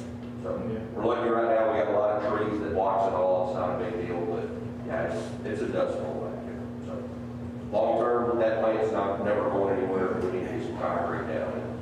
We can't do asphalt because we've got heavy trucks. We got sludge haul trucks that come in there, make hard turns at the very back, and we do asphalt. We're going to be constantly working on asphalt. I appreciate you lowering the miscellaneous, because I don't like that. I don't like miscellaneous lines. I'm going to be honest with you. That was another conversation. Had a conversation I had with Dave today. I'm not a miscellaneous fan. There are certain things that just every once in a while they fall that way. You don't have any place else to put them. But 4,000 just seemed like a lot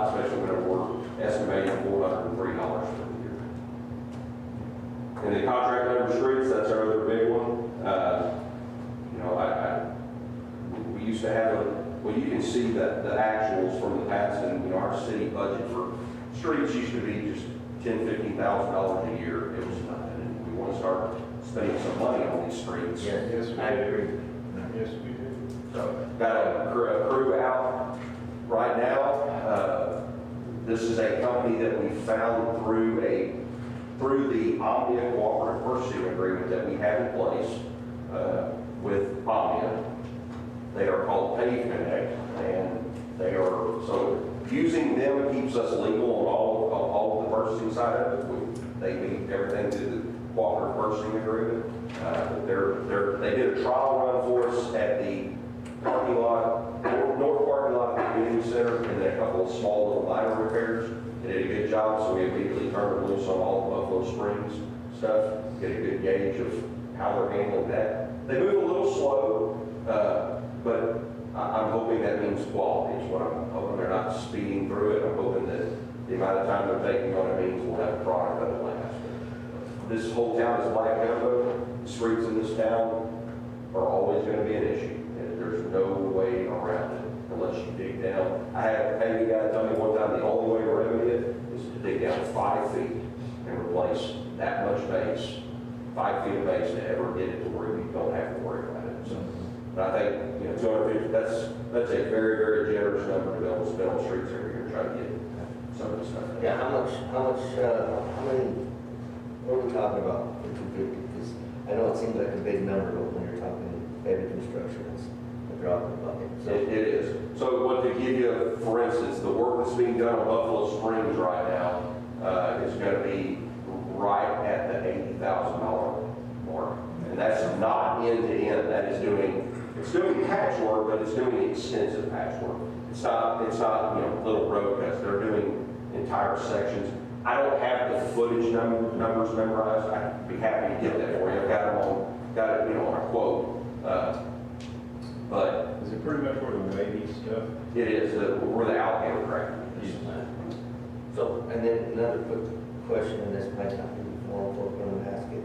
What is our methodology to decide which streets get prepared for? So it's some of it's based on traffic, some of it's based on whether it's a kind of the same thing, but whether it's a major feeder or not. And a lot of it is based on immediate needs. Like 2 years ago, the immediate need was, or the greatest need was College Street and Caroline Street. Buffalo Springs was not deteriorated to the point that it is now. We got council's approval through a resolution to have through the interlocal agreement at the county, do College and Caroline Streets. They have yet to show up to this day for that work, which I'm kind of thankful for, because the fact that they didn't allow me to spend the money over on Buffalo Springs where it's needed now. But these roads you have one spot that starts getting bad, and it may take off 30 feet immediately. So we do evaluate, so we have a crack sealing program also, and we go out and evaluate streets based on a simple 1, 2, 3 numbering system. 1 being the best, 3 being the worst, to evaluate where we need to crack seal, and also keeping in mind which sections we're just going to skip on crack sealing because they need a full replacement. We did that on Old Plantersville 2 years ago. We crack sealed most of it, but then we had the county come back in and replace a good section of it because there was so much alligator cracking. So the reason I asked, Mike, is it's one of the things I want to visit with you when you run around town the next day or two. Because I'm not sure if that's enough. Okay. For me, but, so, I'm not. I don't think the street budget could ever be enough. I'm gonna be honest with you. We don't have it anywhere else in the budget. Not in terms of this would be where we're going to do the street repairs. I do have a personal meeting with Commissioner Walker on Friday. After talking to the commissioner's court down there, they contacted me, so I'll be meeting with engineers and management tomorrow to get the specifics about how much we could, besides just repairing the bridge and talking about a possible roundabout, we do need some road repairs. And so maybe that's good for me to know, as we have our meeting tomorrow, that we were supposed to get money before, and that's a trend that supports what I've said. So I do have a meeting. In that instance, the interlocal in the past has allowed the county to use their guys when they're out of money for projects. We got money for projects and they guys. So it worked real good toward the tail end of the year where they were done with the projects and had to keep guys busy. I think the reality of some of it is they like us are experiencing all the growth that's coming, so their crews aren't running out. Or running out of, material money to keep, paying jobs. I think they're, stretched thin themselves. So that's my sense about why the interlocal seems to kind of slow down, because they're finding, there's not enough months in the year as it is for them to handle all the precinct one stuff. And it's understandable. I mean, if you ask me if I want to take care of roads in our town, or if I'm going to step outside and take care of those, I'm going to take care of these first. That's where my responsibility lies. So I respect the fact that we kind of get put to the back burner, but in the same sense, I'm kind of tired of it. That's right. That's why I wanted to try this pave connect company, because we may pay more. We may not get the break on the labor that we're getting with the county, but it's on our terms. We're not at their mercy.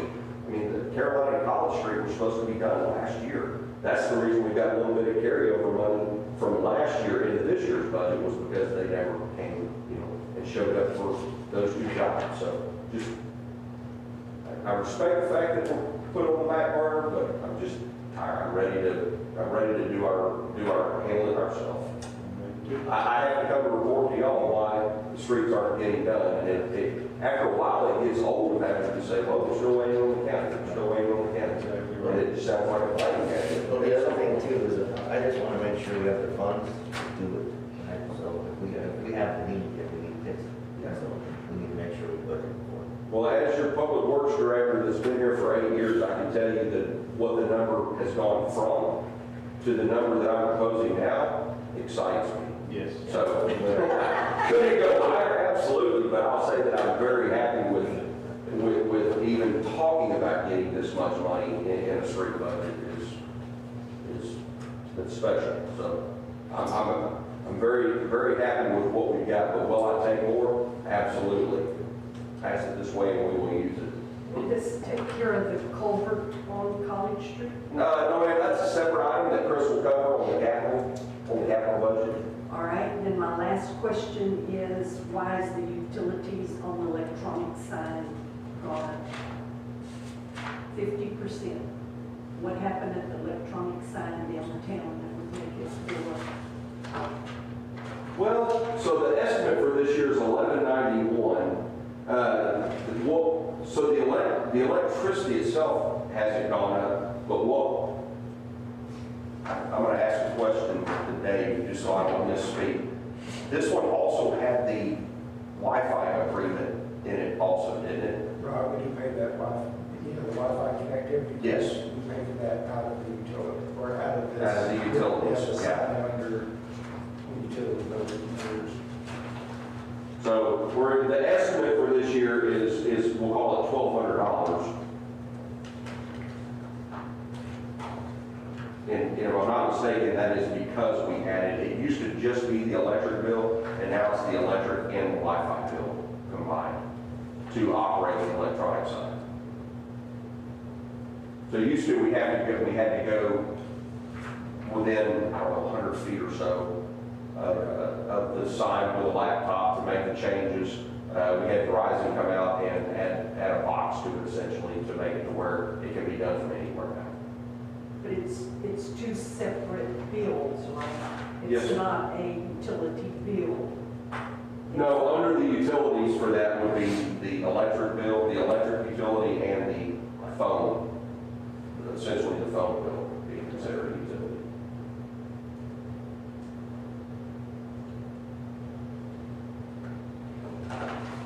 And And then, I'm sorry. yeah, real quick, I hate to backtrack on this because I got sidetracked and it had to do with mowing and maintenance. Are those separate when it comes to the parks? So we look at the maintenance budget for the parks and the other. Yes, they are separate. So the mowing contract that you see includes everything. Okay. That's the complete, right, it's two separate contracts, being right-of-ways and facilities, but it's all paid out of that Second. So the maintenance line item that you see for the parks is issues at the park that go wrong. Anything that we go in and upgrade, replace, add kitty cushion, anything like that. Adding barbecue pits at Cedar Break this year, items like that. Yeah, so we have line item breaks of ready plans to spend this, to have this budget in the parks. Say that one more time, I'm sorry. So are there line item breakdowns for each of these parks? I know what we're spending, the 70,000 for these rooms or cabins, but the other parks, there's. No, so these maintenance line items are more for issues as they arise during the year. The only ones that are really set in stone are once a year we do deliver kitty cushion to the equipment areas. That's the soft, right? Soft up. We do that. But I can't say that the entire amount on each of these is pre-spoken for every year. A lot of this is as issues come up, we have to repair things. We have to have a contractor come in and repair things, whatever it may be. That's what these maintenance line items are for. Because I'm just looking at your actuals versus your estimates, and there's significant. So there is, but on the maintenance for the parks, we always tend to try to wait till the end of the year to make sure, like our kitty cushion is always done in September, right before the end of the budget year. That's when I'm going to do all that. Try to be conservative on it during the year and then use it up at the end of the year. Very good. What is downtown utilities? Not that it went up, but what is downtown utilities? Oh, probably the poles with the electric for it to be. Plugs for the lights. Huh? Yes. Stuff like that. Okay. Next, what is it? Like the electric outlets on the light poles downtown for. Yeah. Couple of water bills downtown. We got a couple of sprinkler systems that are tied to that. Okay. And then the one, there is a new line item for the 213 Prairie. And this was a number that I had to kind of come up with based on seeing 1 month of electric and 1 month of water. But it is a number that you got to put in. Ma'am. Yes, ma'am.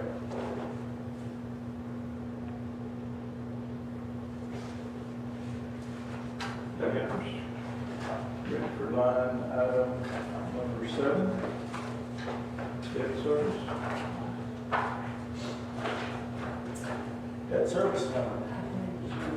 Something you want to mention on this? Okay, so on the debt service, once again, on the ad valorem taxes, that's just an estimate. I mean, the certified values are still not ready yet. Once we get those numbers, then we'll have a better gauge of what to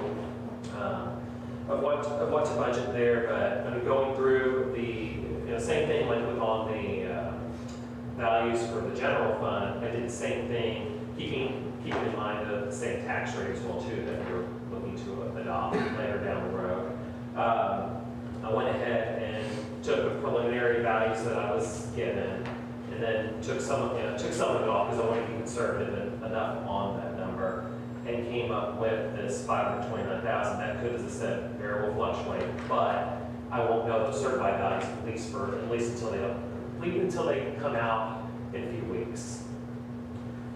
Penalties and interest, that we went down a little bit. I think it was a little bit higher the year before because of, primarily because of COVID, because I know that whenever we received a little bit more penalties and interest then, and plus more collections at that point in time as well. So, and it varies from month to month, because sometimes you are going to receive more penalties and interest in certain months, sometimes you're not. It's just going to vary from month to month. I mean, the big months coming in with taxes being November, December, January, and February. It's just going to, so that number is just really going to be kind of, it'll vary from month to month. The big line item that I did want to discuss is going to be the transfer income utility. I did have a conversation with your utility fund. Two of them in particular, your Series 2017 A and Bs are Texas Water Development bonds that were sold, and all of those monies are actually related to the water sewage drainage from the utility fund. So they're actually responsible for paying those each year, both principal and interest. And part of that number comes from there, along with the refunding that we did last year, 2021. We refunded 2 different bond series from 2012. There was a refunding and then a normal bond series. The normal bond series in 2012 was water, sewer, and drainage related. So all of that would go towards this transfer, and then a portion of the refunding was also related to water and sewer. So what we came up with was 71% of those bonds would be paid out of the utility fund, principal and interest, and then the remaining 29% would be the general fund's responsibility. And in keeping with what I've asked us to do in general, do you feel like in this rest of the fiscal year, we'll be able to put a pretty good dose to do more elimination of debt? We're still on track to do that, you think? Yes. Absolutely. Good stuff. And then, of course, the numbers below are just the numbers that we are, that we will be fees for your bondholders. Who specifically,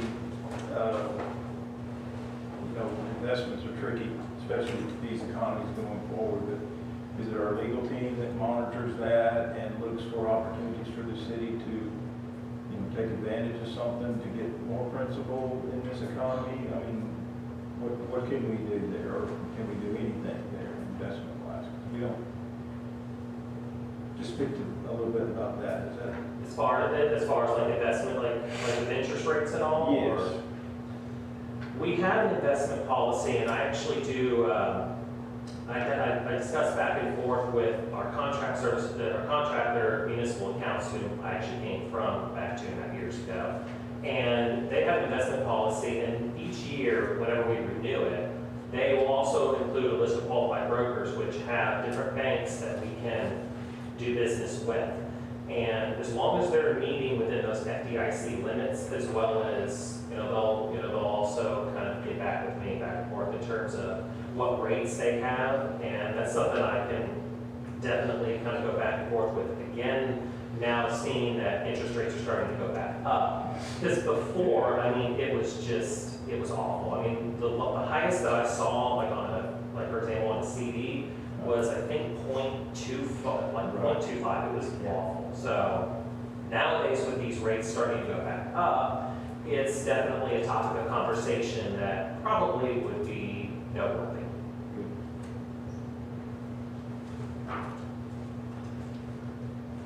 Some questions on debt service.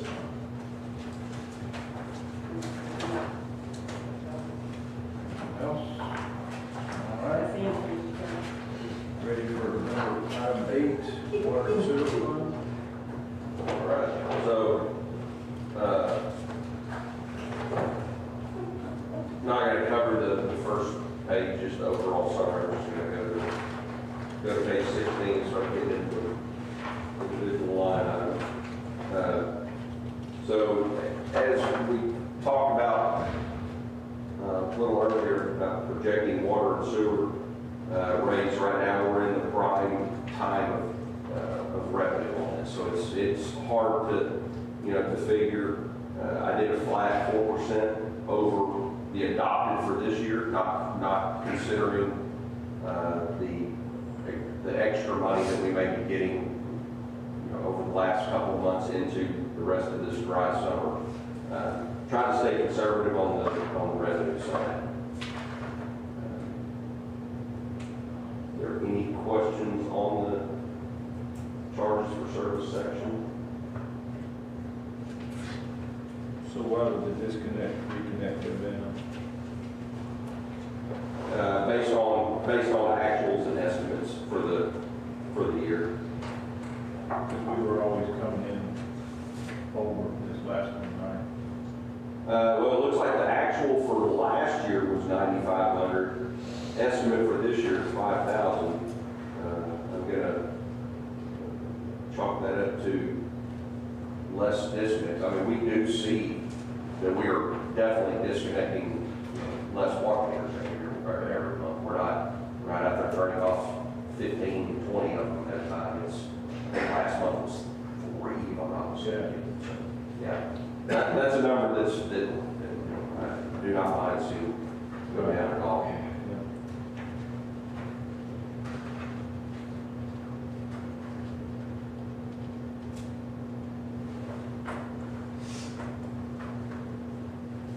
So there's a significant increase in the tap fees.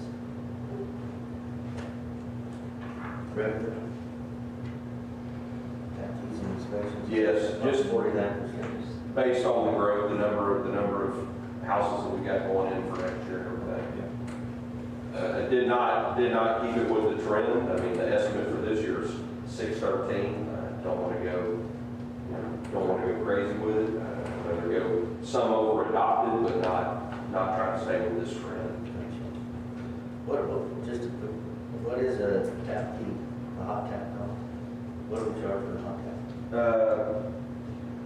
So the total fee that we get is, I want to say right at $6,000, water and sewer combined, 4,020, 4,020. or 4120 or something like that.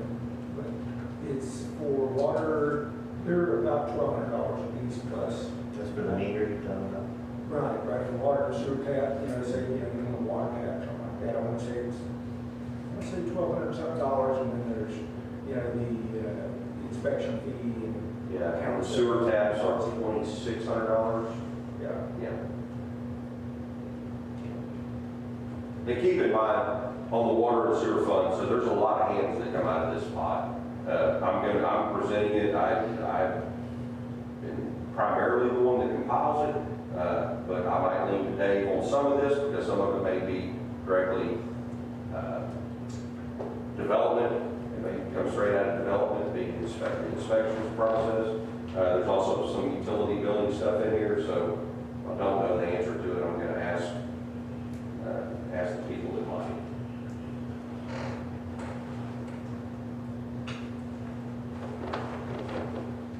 Any other questions on page 1 or page 16? Sorry. Page 1 of this. Can I add on the impact fees and other revenues? So kind of the last section on that page. So there's that number right now, the budget is 0. However, just think, it's all development driven, but Redbird Meadows, in their agreement, is they pay at the time of planning for their 185 lots from the first round, which would be expected this year. That's $888,000. $888,000. And that's where's that supposed to go? So it would be in the impact fees other section, or impact fees capital costs. I don't remember the difference between the two. But, so those impact fees they're specific for certain projects and what you can use it for. But, if you look at Redbird, Redbird, so $888,000, Pulte, about $1.3 million, because again, they would do all their 285 homes at once. Nantucket Housing, which was the apartment complex, and Hills of Concrete Section 5. The total of all of those is about $2.68 million. And that's supposed to come in when? So they have different timing. So Redbird and Pulte are when they plat. So when their development plans are ready to go, before they start building the first house, they have to plat it. That's when that fee would be due. And then Nantucket is when they set their meter. So it'll be a little bit farther out, so they'll go through the process, start building, but before we start delivering the water, they would do that. And then Hills 5 would be when each house commits. So if it's, the 72 homes that are in Hills 5, if it takes 5 years to build out, that 300,000 would then split over that time period. Nantucket's 85,000, based on the current rates today. So just something to keep in mind. Those funds you can't use to apply and pay for just anything on here. But for example, Anthony was talking about the debt service on the Texas Water Development Board. A lot of those projects are on your impact fee sheet. So you can use those impact fees to pay down the debt service on those projects. something you can find. Thank you.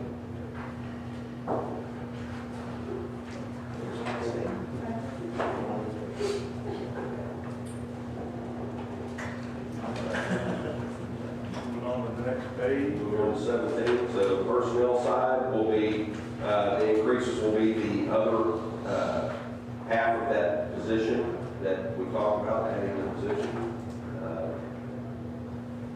The overtime again went up 10% off the original 5,000 that was proposed, or that was adopted for last year.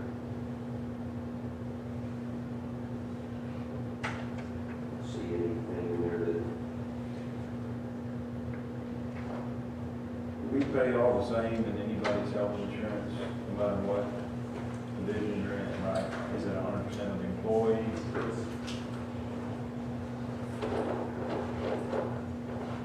So the contract services section,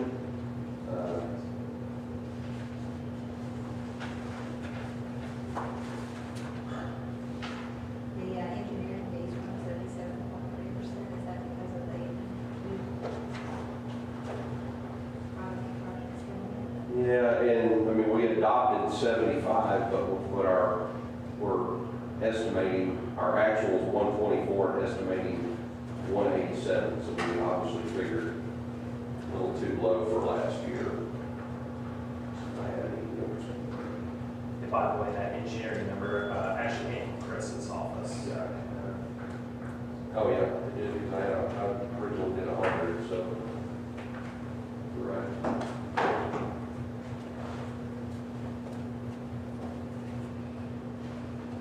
It's obviously a development driven, so there's, we have escrow accounts that pay for a lot of it, but as everything else moves forward, You've got 5 developments pending or already in operation now, and it may be so much of that work had to be done to get 3 or 4 of them where they're at now, or 2 or 3 of them where they're at now, and the others are conceptual, they're moving, but you got a lot of things going on at once, I guess what I'm trying to say. so that number breaks, so the 133 breaks down between the general consultation, water and sewer consultation, drainage and transportation. So those are all the inspections, all the meeting attendance, that's council, P&Z, that is coordination with TxDOT on all the TxDOT projects, coordination with the county on drainage projects, coordination with developers on drainage projects, is where that 133 comes from. So a portion of it goes to water and sewer, a portion goes to, what is 1,600? General admin. So do y'all attend every P&Z meeting? As needed. As needed. As needed? Yes, yeah, all of them are as needed, so same with council. EDC the same way? EDC does not come out of this fund. We do not attend EDC unless special project things, not on a regular basis. Because we had that discussion on making sure that the city wasn't covering EDC time. I just, Mike, if you don't mind, can you break down what operator is, billing, collecting, what exactly goes on?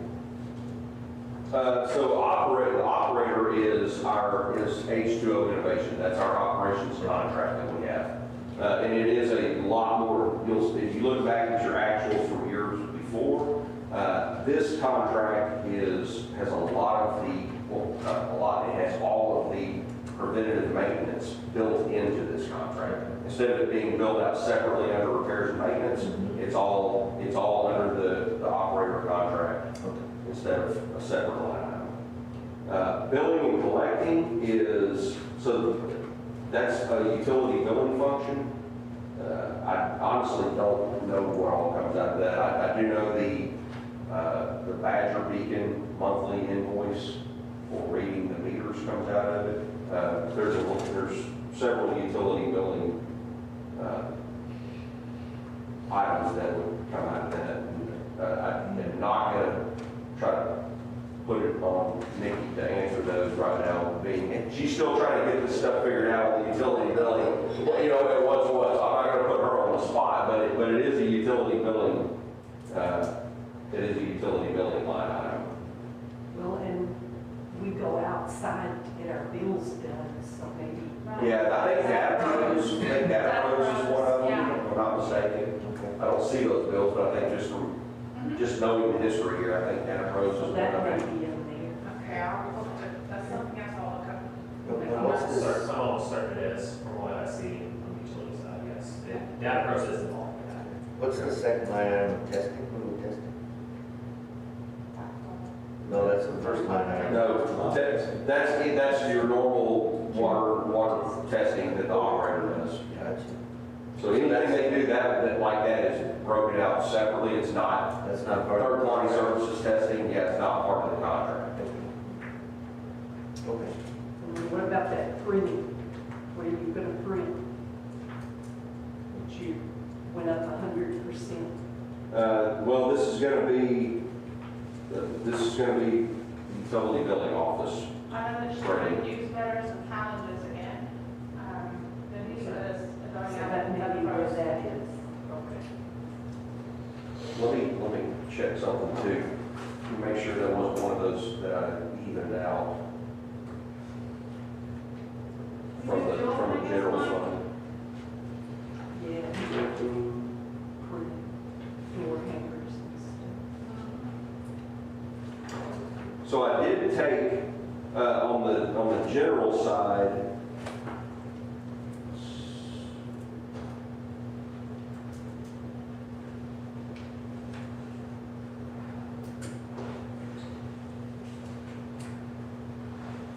I don't think that was supposed to be 1,200. Let me look at one thing.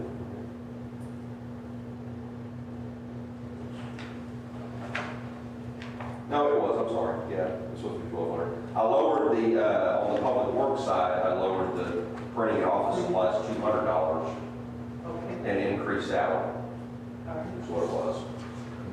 Okay. And then one more, we have revenues and tap fees and inspections, and then we have this other tap fees and inspections that's cost. So what is that one?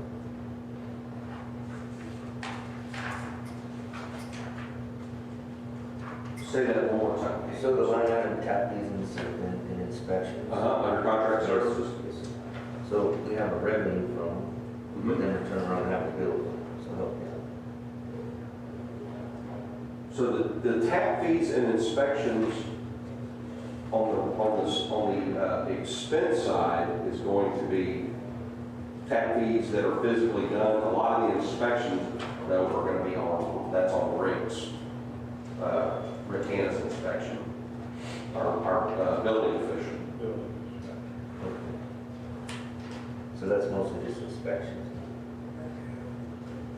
Yeah, that's all, every bit of that is going to be field inspections by him. Gotcha.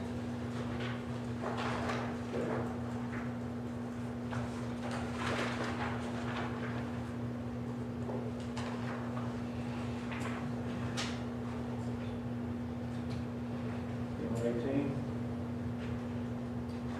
Under maintenance, repairs and maintenance, and then water and sewer items. Yes, so repairs and maintenance, taking that back up based on the estimates for this year, we've had an extraordinary year on the amount of things that have happened in the sewer system, water and sewer system. I took this number down last year. It needs to go back up. I've had conversations with H2O about why it seems like all of a sudden we're having issues. It's just all based on age. It's just age. It's just, yeah, we've got a good preventative maintenance program on everything, but when things go wrong and it's just, 20 years of service on some stuff, things start happening. And then the water and sewer items, that is the other half of the truck that was in public works. So 60,000 total, 30 from There you go. each. Thank you. Gas and oil, took that, that's just based on the price of fuel. Anything else on 18? Page 19?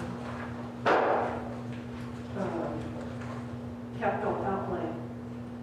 SDP improvement? Yep. Yeah, so that's sewer treatment plant improvements, that's another line item like out of the public works budget, but so that it's not all out of one. That's for improvements out there to include a lot of concrete work to get all that gravel, concrete.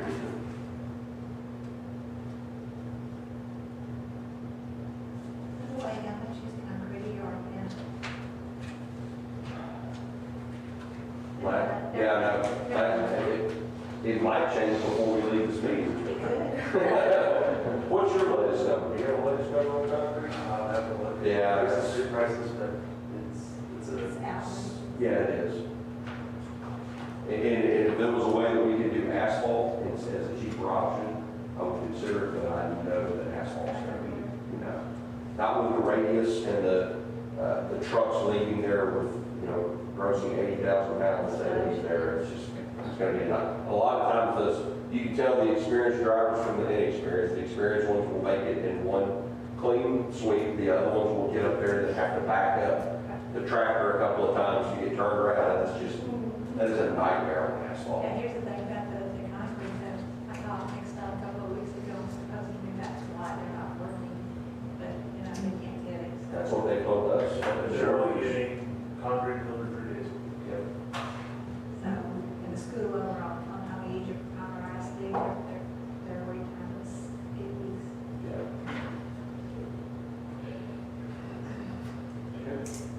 Bank charges under miscellaneous. That's just your normal return charges, as well as if there's anything that comes back for like insufficient funds for the most part.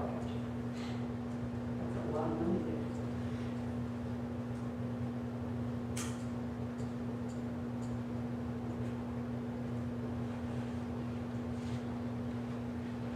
You got this page 19? Anthony, why do the bank charges so much? I'm sorry? Why do the bank charges so much? It says it hasn't changed, but It just varies. I mean, it averages out to about 2 or so grand a month. I mean, it's just, customers, it just depends on customers. If customers don't have funds or the item comes back and they charge, I think, $35 or something like that an item. That's what it goes towards. Item 9.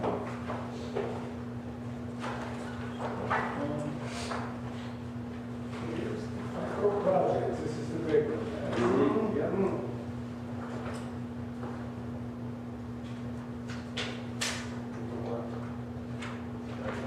Chris, Well, I had already said written that. nothing. Yeah, I'd already written that note, if we could add to service our road to do it.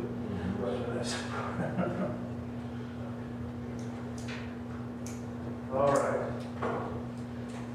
So let's start, so we have the summary on page 20, switch over to page 23 to go through the source of funds.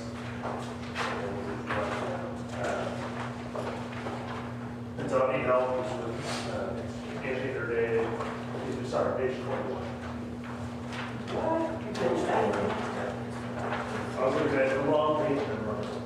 Okay. So you listed at the top of your transfers, so that MEDC transfer of 160,000, or excuse me, first the BLO transfer at the top. That will be dependent on how much work also gets done between now and the end of the fiscal year. So as you know, the work on Baja and McKay and McGinnis that is ongoing right now, as well as the generator project for Water Plant 3 are both funded out of that item. So whatever those costs are, that will get adjusted down. Left.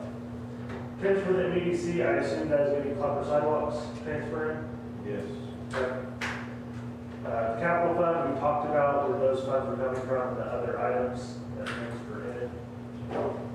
The main difference, one I want to point out, so when you get down to just about other sources of revenue, the 1.375 million, that is Redbird Meadows. So what that is you remember, as part of their development agreement, they're putting up funds for the city to design and construct the water and sewer lines along Plantersville, all the way from the high school to essentially just down the street. So that is their deposit in, and then there's an equal out for me to expend. Just before I forget it, we actually, EDC put in the additional 40,000 to Clutter, so we should have 200 committed to Clutter.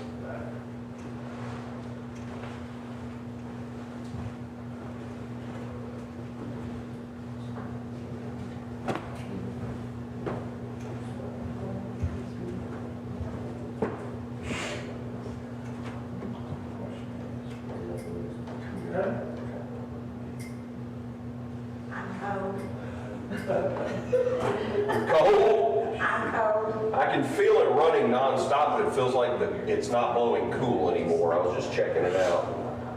So it's pretty cool. That's what it is. They're not matching. I still want here. All right, any other questions on 21 before we go to page 22?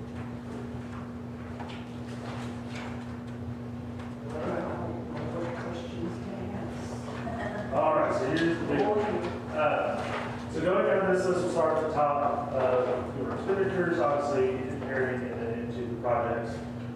We have, so I'll run through these numbers. We have kind of some of the back docs, but we can run through here.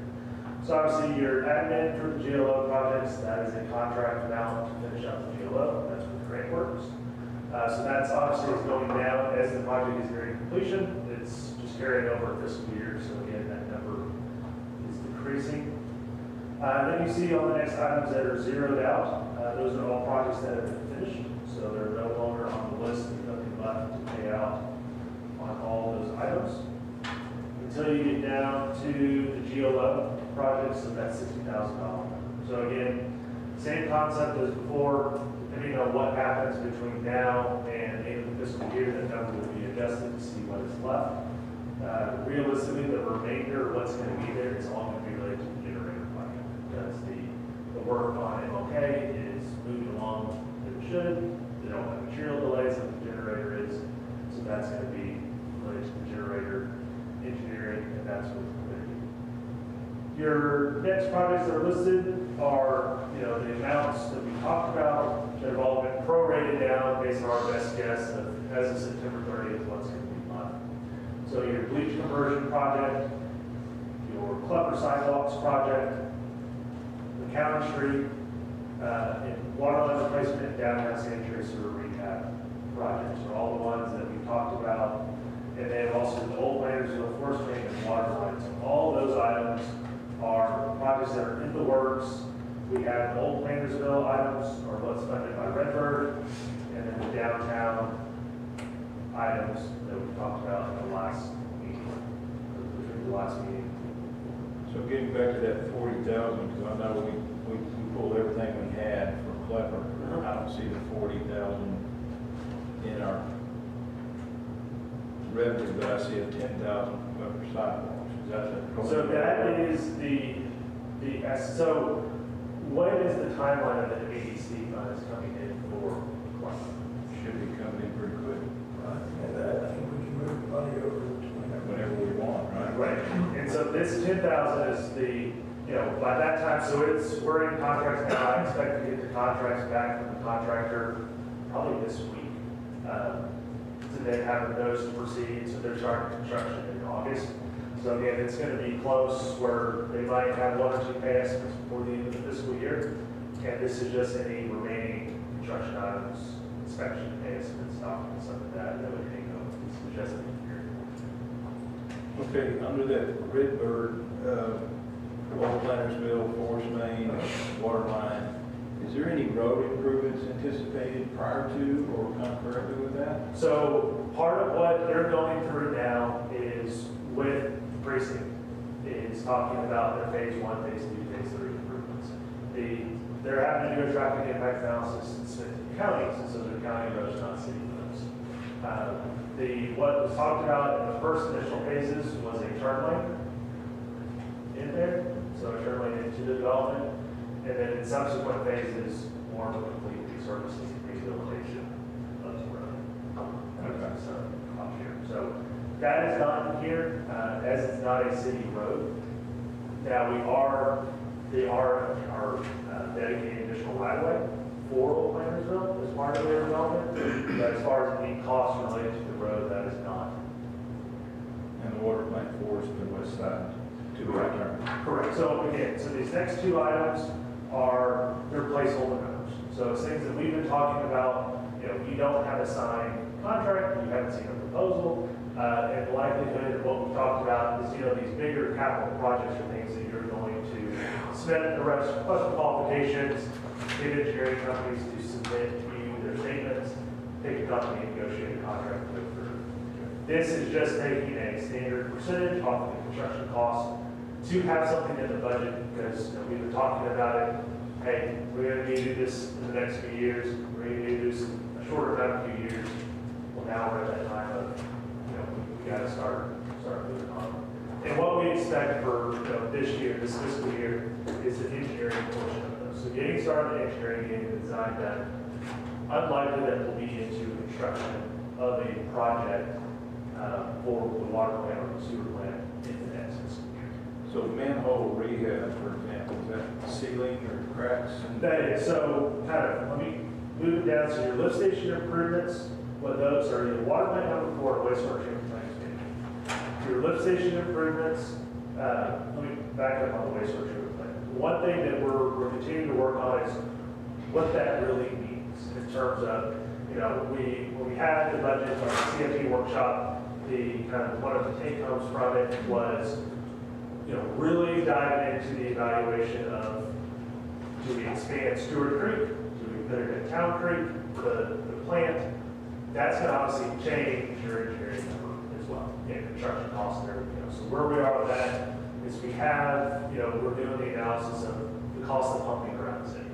So we have the electrical information, the pumping information, and we're working on some of the maintenance costs of those to get a true comparison. So from a efficiency standpoint of pumping, because right now you pump to get from Hills of Town Creek to the sewer plant, it's pumping 1, 2, 3, 4 times.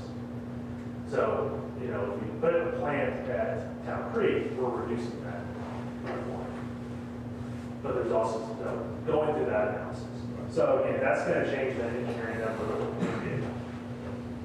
In the budget is an authorizing work to begin. So your lift station improvements are, everything else. So, for years it's been on the list that you have rehab of lift stations that needs to be done. Mike kind of alluded to it earlier with the increase of maintenance. Things are getting older, obviously nothing's getting newer without some preventative maintenance, and nothing is not going to get better. So that item is for miscellaneous improvements to, a handful of your lift stations. I think it's mainly regarding 5 and 3, correct me if we're wrong with that one. We had said 3 and 5. we had total, didn't we have like 17 total lift stations? So you have 14, or 13 large lift stations, and then 4 small grinder pump stations. And then with the Pulte development, that would add 1. With Redbird, that would add 2 ultimately. But that's what that lift station improvements is. Again, it's something that we've been talking about. It's been in the city's plan since the initial sewer master plan was done, 5, 6 years ago. Now, again, we put it in here, it's on the plan. It's something that, as we get into the year, it needs to come out or needs to be postponed. We can look at that or adjust the scope. But again, it's getting something down. Your sewer and manhole rehab. So that is both. So right now, as you know, you're doing the televising work on all the systems. So we should have all those videos. We got another set this morning. I would say have all the videos and recommendations within the next 30 days or so, 30, 45 days. So we'll have an actual scope and cost for this sewer rehab work, both on the construction and engineering, prior to the fiscal year. So we'll present that back and adjust this number accordingly. And that is going to be taken care of, the project centered in downtown, and then some of the older areas down 105 and kind of up 149 is almost included in that. So that's what's included in that number. Sewer phase 2, so again, at budget, last year we laid out kind of the multi-year plan for getting through the system with televising. This is that phase 2 of that. So again, we complete this part, we have the repairs that come after it, and then we have the next phase of televising. So the process is we complete the stuff that we need to in 2023, 2024. We do the next round of televising, and now we have the scope for the 2024, 2025 year. And we'll continue our way through the system as we go. Flagship storm sewer. So this is one, if you drive down Flagship, you'll see the big sinkholes on the side of the road. This, it's been fixed a couple times over the years. This last one probably came up 2 months ago or so now. We had used the televising contractor that was out doing the rest of the sewer work to televise the line, so we get a complete assessment of all that plastic pipe. So it's HDPE pipe, and it's cracked and it's collapsed on itself. It's been there since 2004, I believe. And so this number is, we're still waiting on those videos, because if you recall, the initial contractor went out of business, Chemical Pumping. So we have they didn't charge us anything for the project, anything for the project to do. So we have a new contractor that's out there to complete that work, to be able to come back with a recommendation. Because again, we didn't want to go patch a 10-foot section, and then turns out that the whole rest of that pipe is shot. So that's in here for putting together those plans for that replacement, as well as the construction cost, which we'll get down to in a second. College Street drainage repairs, which Carol brought up earlier. So we priced that out, we put together a scope, sent it to a contractor. So what the scope of that is replacing all the culverts underneath, obviously tearing down the road, rebuilding the road, putting proper guardrails versus the white picket fence that's on the sides, and then doing some downstream improvements to help break up the water as it started to the road. The off-the-cuff number we got for construction on that was about $100,000 to do it. So obviously that's bigger than normal public works. I think also it's a project that we'll need to get bids on. I think that number will come down. It was not a bid price, but a ballpark price. However, based on the information we have, that's what's in your budget. Lone Star Parkway and Buffalo Springs Drive, that is the intersection improvements. So this is, to be discussed with the county on participation share. We've assumed that the construction cost is 50%, because that's what has been discussed in the past. So when we get down to that item, we assume we took the latest estimate that was put together, added inflation because school prices were changing in there, and then did 50% of that, and we'll know more as we go and continue to work with the county on those improvements. And then the last item on here is MLK sidewalks. So these are the sidewalks from along MLK, and then also along 149 and along 149. So there's grants that the city's looking to go after for these. So we applied last year for the, for which grant it was with TxDOT, and essentially the feedback we got was the project was too small. It wasn't exciting enough and big enough for them, so it's great in scope. We'll apply again, and there's also coming up on the Safe Routes to School, I think that line comes up as well. So there might be an opportunity. I think the general consensus is let's make it bigger. And so the original was just along MLK and didn't go under 149, because again, it had to do with TxDOT, keep sidewalks, especially with unknowing of what their expansion plans are. So now we went ahead and include the whole thing, and we'll apply for the grants on that. All right. So now, any questions on so that's just the engineering portion. Obviously, everything else has a corresponding item for construction, and we can talk through those. So your sewer rehab projects, your old Tannersville force main projects, which we talked about. We do not have any money in the wastewater treatment plant expansion for construction, because again, based on timeline, if the city said, hey, let's go forward and send out an RFQ or, next month. By the time you send that out, get the qualifications in, do your review process, negotiate a contract, we're easily 4 or 5 months down the road before you have something to start. And then to design a wastewater plant and get a permit amendment, depending on which plant you put this at, it's easy to 8 to 12 month process. There's a line item in here, but it's still zero, and theoretically, next year. Switch over to page 23. And again, these are all the items we just talked about. So your lift station improvements, that's all the non-off-site lift stations that I'll call.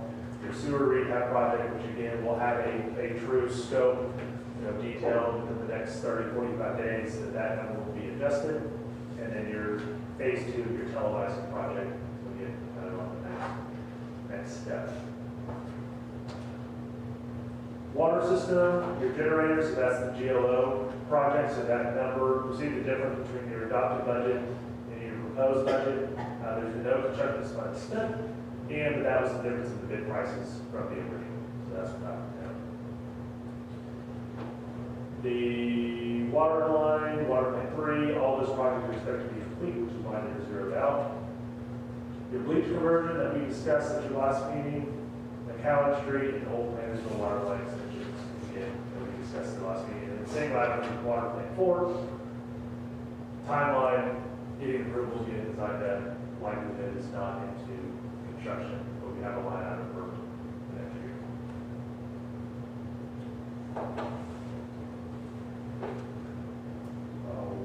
Move over to roadway.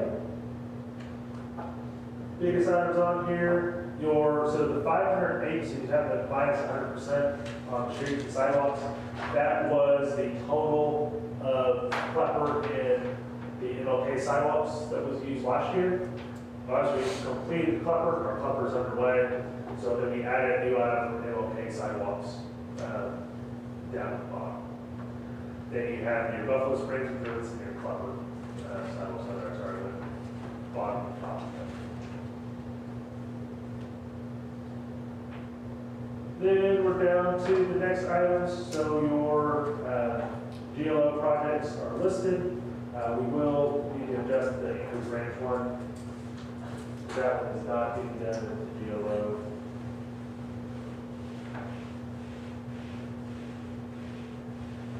Your flagship storm sewers, so the 250,000, that's what we talked about again.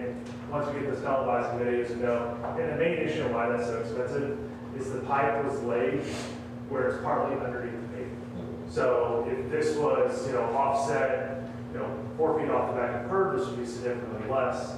But it's going to take saw cutting to replace the pavement to replace this pipe. So that's why it's not as straightforward as, and they're larger pipes. I mean, I think they range from 18 to 48 inch. So it's kind of the reason why we recommend concrete and try to get, as we're going through plan reviews and things now, have enough offset from the back of the curb, so when your sewer lines and storm lines, and we had this conversation earlier last week, was, we can save 2 manholes if we go underneath the cul-de-sac.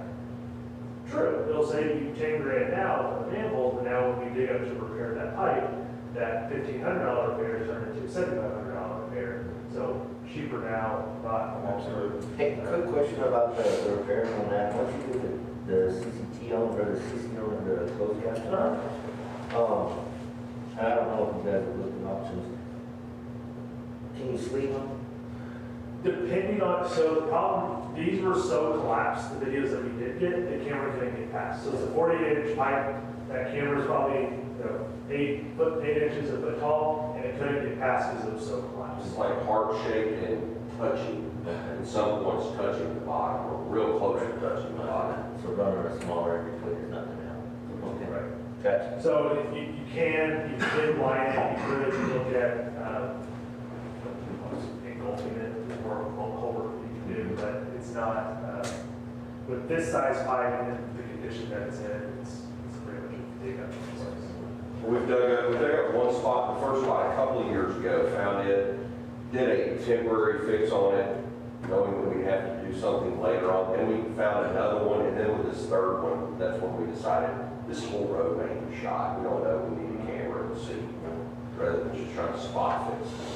Right, and there's the one that popped up with, when they closed the road, right there by the apartments, because it was underneath, and it failed during the storm. And so that was a FEMA project covered, but we don't know if it's so far. So one item, a couple of items that we were talking this earlier, we need to make sure we will get in here, is so we talked about the last couple of meetings, your interlocal agreement with the county regarding the bridge on Lone Star Parkway, and your share of those costs. So we'll get with Anthony on getting a line item in here.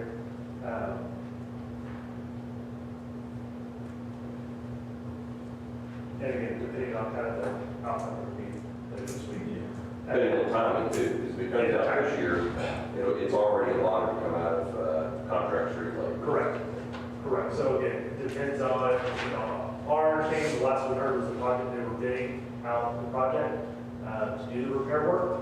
So if they get those bids in, they get a favorable, they go forward, likelihood is it'll hit this calendar year. But it's something we'll keep an eye on as we get closer to it. And then the lift station 8 force main that we've been talking about over the last couple of weeks, or last week or so. So that is not in here, and the main reason is just still identifying the best route for that repair and the way that it's going to go. And it really depends on how the county ends up addressing the bridge ultimately to know what our options are. So, the line sits far off the road. It's a wide right-of-way there. It sits outside the right-of-way in the easement. It's supposed to. It hasn't been surveyed, but it's close. And it's going through options on which way makes the most sense. So right now, where it stands, I don't know if this update has made it out. So there was bypass pumps that were put in place. So there are these power pumps that were down to the well and pump it back up the hill. We were able to take those out and then connect it directly to the pumps there. So we're not paying the rental cost of the pumps, the fuel cost of the pumps. So we're utilizing our own equipment. It's just temporary piping to route it, Right. which is much cheaper. Which is what's there now, right? Correct. The aluminum piping runs at the roof. Correct. How long can we run the temporary piping above ground?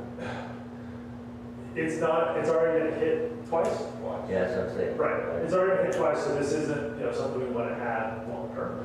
We want to get it addressed either one way or the other. So we need to see, if we go back the way it was originally going, we have to still cross the creek. So do we, instead of trying to go under with the erosion, can we hang it off the bridge and go over it so we don't have to worry about that? Mm-hmm. Again, depending on, the final scope of the project for the county, that may or may not be in the way. It's something that, hey, let's look at the timing of it to see.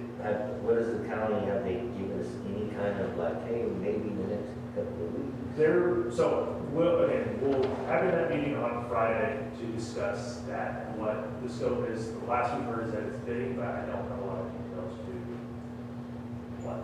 They'll be getting me in tomorrow's meeting what I need for Friday to go to the Commissioner's Court, so that I know, pass and everything, and can try to get him to understand there's more than 2,000 voters here. There's several people who pass through this city who are also voters, that type of thing. So that's what we're talking about. What does it cost us every time we have to clean up the break? We have to clean that up, right?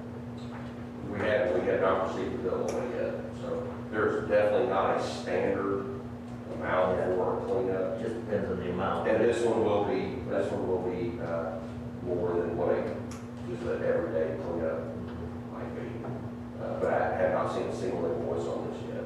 Well, I'm thinking about the county thing, recent articles put out about county, certain things, animal control, we had a discussion about that. control issue that comes out by the county that they were no longer necessarily going to do that for cities. Did y'all hear about any of that? What does that, how does that affect us? I mean, does that mean we're going to have to get our own or pay more for, I can't remember what the other item It was, well, at least from my memory, it was something about the jail. Jail. It was a Jail, jail. animal control. I don't think it really affects from the public works side because we're paying for the contract labor for the streets. Because that's really the only time that, at least from public works, water and sewer, that they were involved was on the street And work. if we're planning on building the jail, that wouldn't affect us anyway, right? It's still going to affect us some because it will be more of a holding facility than a jail. But the way we avoid that is by the transport of so many prisoners from Class Cs to the county. So they want to charge rent? Yeah, they want to charge for Class Cs. Class Bs and above, Code of Criminal Procedure says they have to take those. The Class Cs, they really don't have to take Class Cs. So a lot of times you'll find the sheriffs will get where they say, look, we're going to start charging you for bringing Class Cs right here. And that's something they can do. And it's also with animal control. Like a DUI, Class C? Yeah, no, DUIs are Bs and above. Okay. Those are Bs and above. So what's a Class C general? Class C is if they stop somebody that has a warrant from our court, instead of holding them there. So that's what we're going to do with the holding facility, is bring them here. Hopefully we can get our money here, and get them out of here from here. Do we know what kind of rent they want to charge? No, they haven't really come out with the price. It'll blow your mind. Yeah, probably these. If it's okay, any others in this category, this might be a good place to take another break. No, that's it, unless you have questions. Again, I just want to kind of main point, always with the budget is you're not, especially with these big projects, you're not authorizing them. Right. This is a placeholder. There's a lot of discussion, a lot of scope, and things that need to be occurred. It's just making sure it's on everyone's radar. We're at that point that we need to be proceeding and getting proceeding. Absolutely, we're nice and aggressive where I hope we will be, but still conservative. All right, it is 4:01, we'll adjourn, 5 minute break. Chief,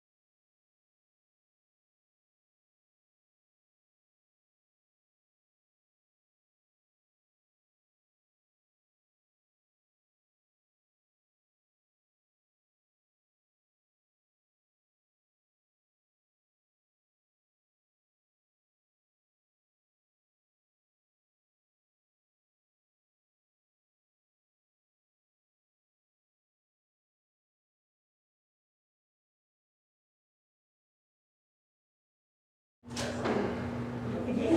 oh, shoot. Let me make a note, you know I'll forget. But yes, oh, yeah, because I am, it might be later, that's fine, so, okay. But I am going into work to do payroll Friday morning, but I don't know what time. Okay. So. Ready? It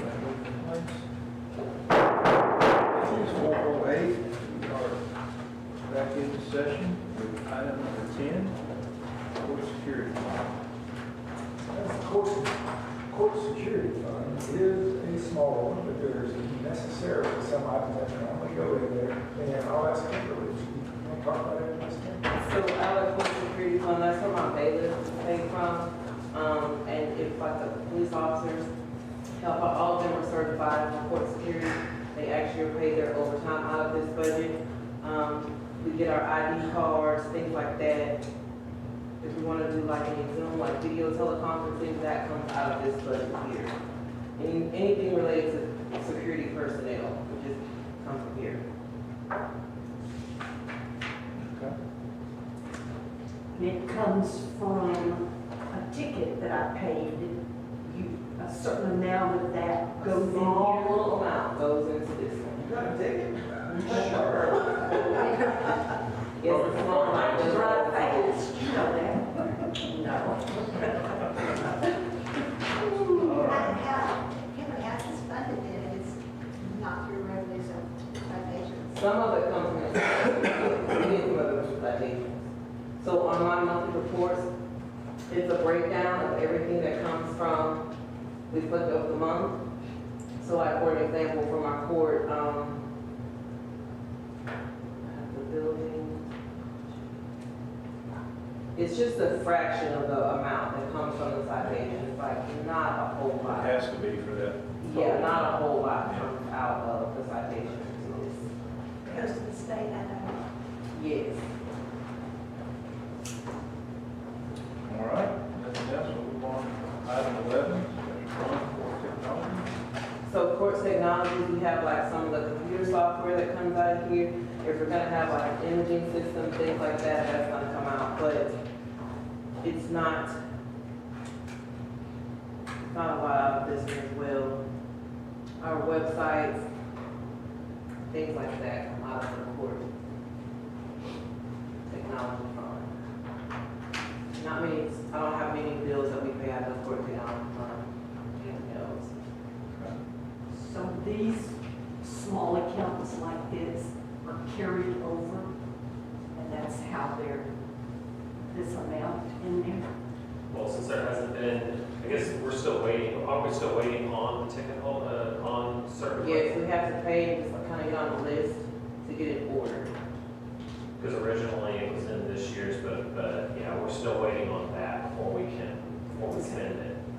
So it's just carrying on. I don't see contract on it, but they're supposed to be, helping. Handful of Airbnbs is just a drop in the bucket to hot taxes, but it doesn't mean we don't want to get them. But again, if we see a true, hotel operation come in, this fund is going to become much more active. We've seen it here with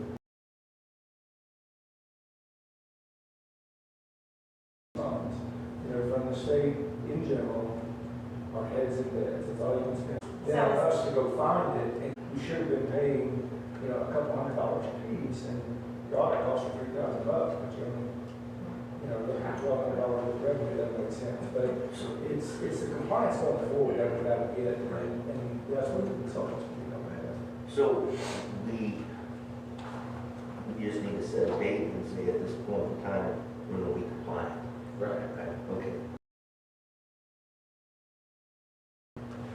Are they paying it? One, yes. Now, we've had it actually, no, we looked at it and said, oh, no, hey, look, we found this one. It's adopted, it's more ordinary, So who enforces it? Well, don't we have a consultant looking at that right now? Yes. Yeah, we have someone evaluating, The right? consultant is the one who's doing He's researching how many we have. Yeah. Who enforces, you need to pay taxes and? so part of what they do is they will reach out, they contact these folks. And again, that's where they said, you know, look, the council gets to tell us what they want us to do. Do they want us to go back and try and look, you know, based on the, you know, the information they come up with, do y'all want us to go try and give this money back? Or do you want us to ensure that they're paying, you know, kind of, you know, what's the? Forward is fine, forward fine, but the Right, biggest thing is, we have the ordinance, who enforces it? right, How do we make, you know, put the teeth in it and say, you gotta pay? right. That's The what other we, thing is, how are you going to account when they actually are doing it, when they're actually renting it?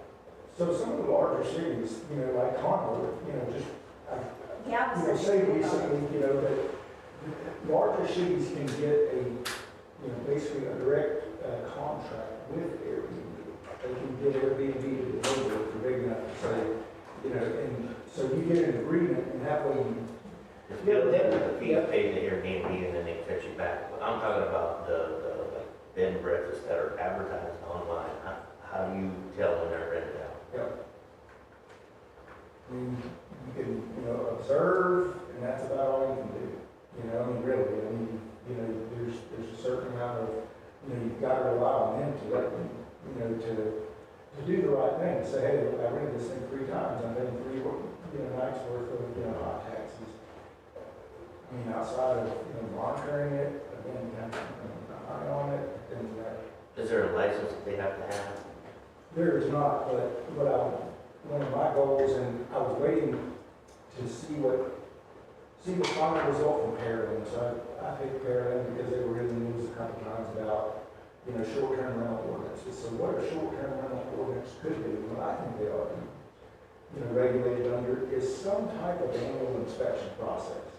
You know, we need to make sure that there are working smoke detectors, that there's a fire extinguisher, just like a hotel would have. You've got life safety issues. We do that on bed and breakfast, you know, so the Caroline House would be required to have all that stuff. But again, the Airbnb or the short-term rental market is not that way. And Right, again, though, how do we tell on a bed and breakfast when you rented it out? I mean, again, outside of asking them, They're supposed to keep up with that. They send a certain amount into the state and they send an amount into the city. We have a form that they fill out. but outside of voluntary, there's no way to know, you know, if they rent 15 or 20 times, just 5 in a night, or in a month. You just don't know. So that's not part of what the consultant's trying to determine? They're trying to look at some, you know, I think they're trying to look at numbers, but I don't know the access, or I don't know what kind of access they've got to, you know, individuals, they say they can look back at occupancy rates and stuff like that. I don't know that those have that. But Do they not have to register with the city like any other business? I think you're not. Yeah. Yeah. If you operate a bed and breakfast out of your house, you have to have a special use permit through the city. So, yes and no.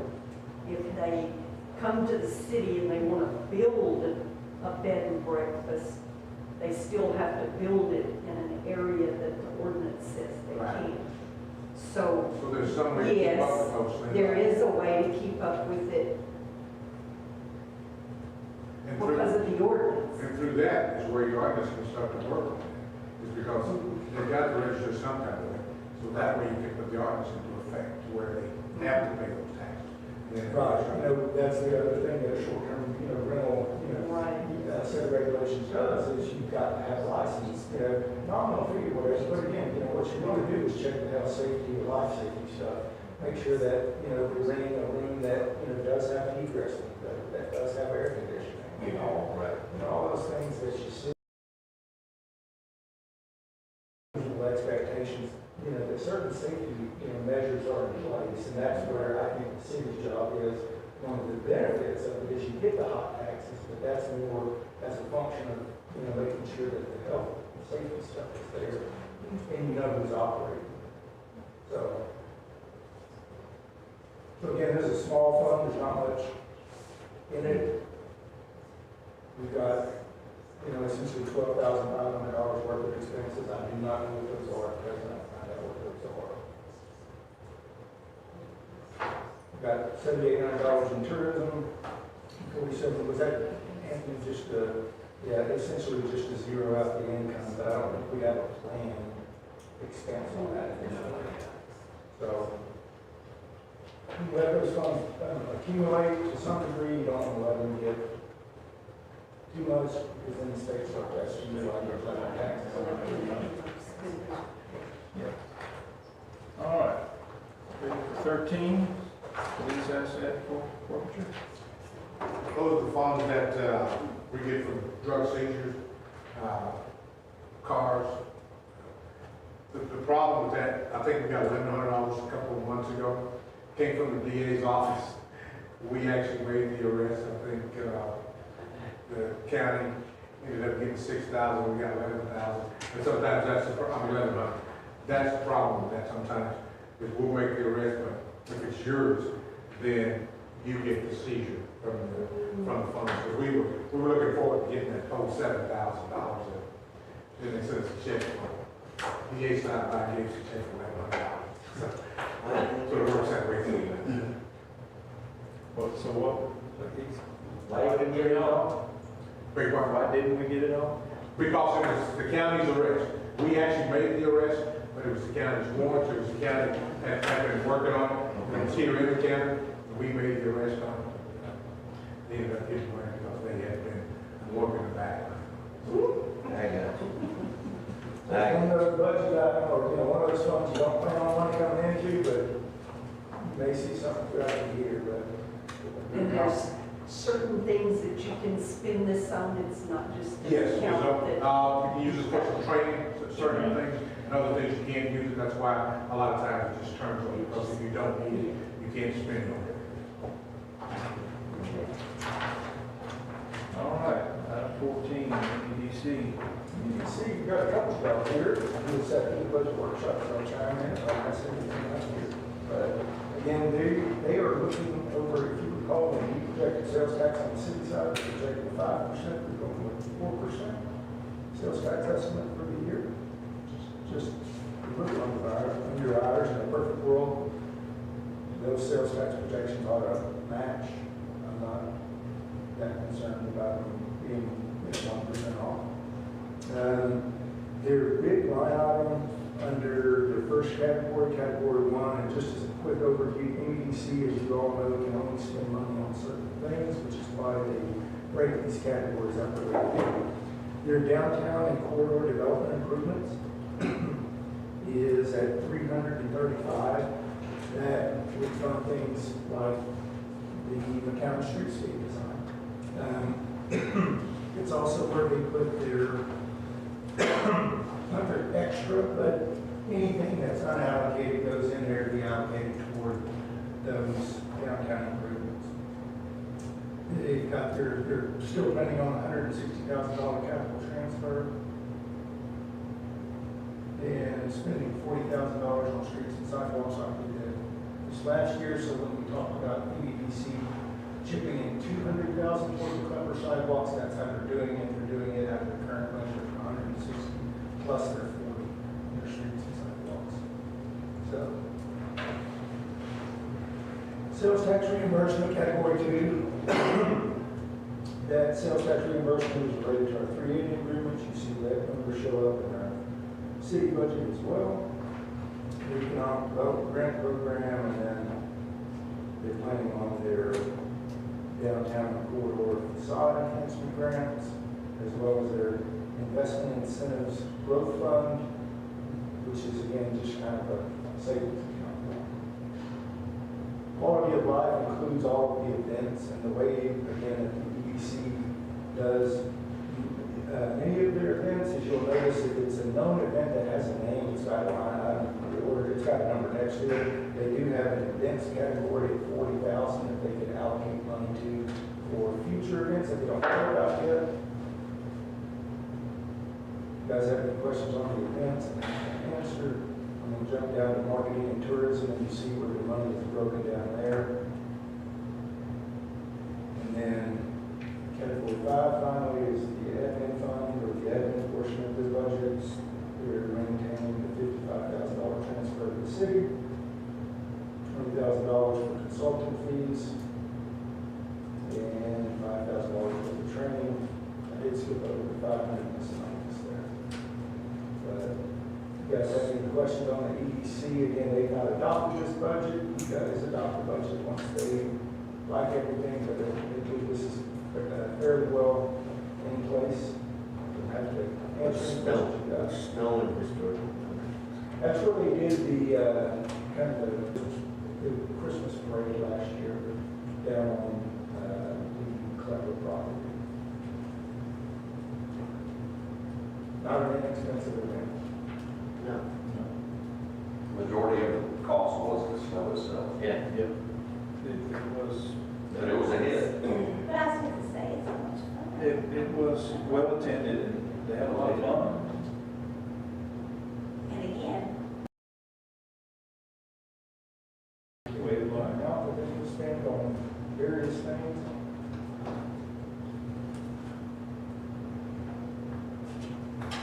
One of the things that that I can touch on here as we talk about the EDC piece that kind of ties back into the public works thing, or into the public works budget.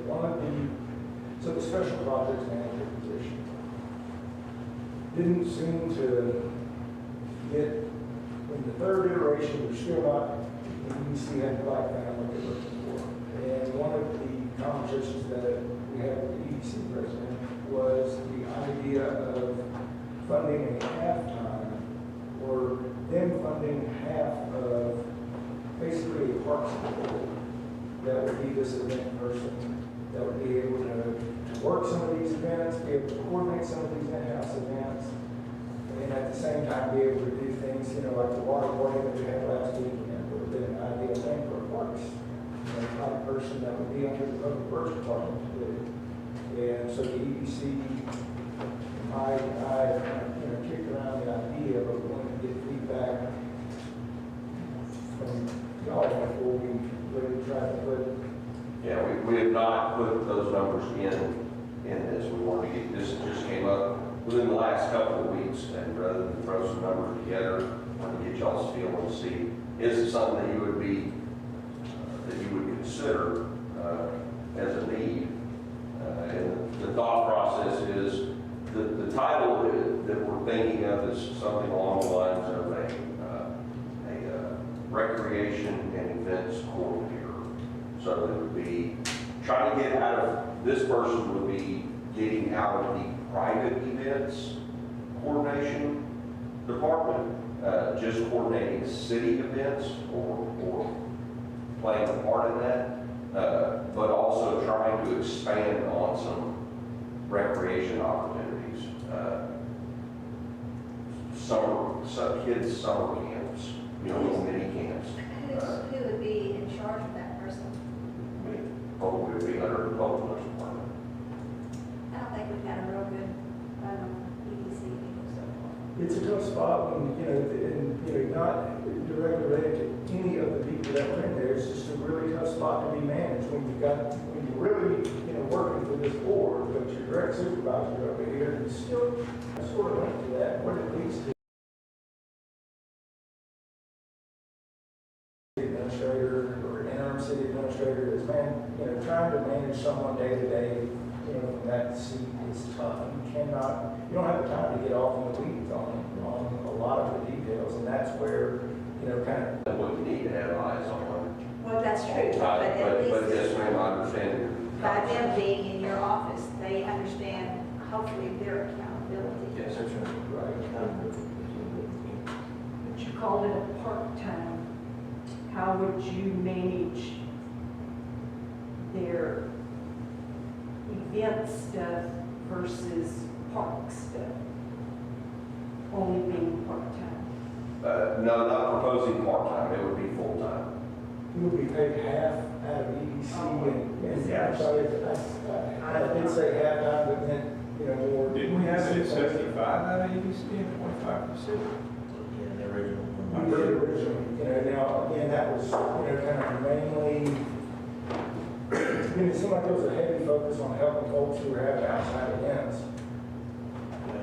paying their events, but I think one of the benefits of them, an arrangement you know, in this manner is that it keeps the event piece in perspective to the overall mission. Because the overall mission should be, again, what services are we delivering? If we're delivering more park services, let's do that, and there are events that go under that, but not. Well, I think prior to that, the city really didn't have the events like now. We have the Christmas parade is under the city event, and I'm sure it would really help the chief out if there was somebody that was had organizational, to put that together and I let think them that- take care of the security. I think that was a huge problem with the last event, quite frankly.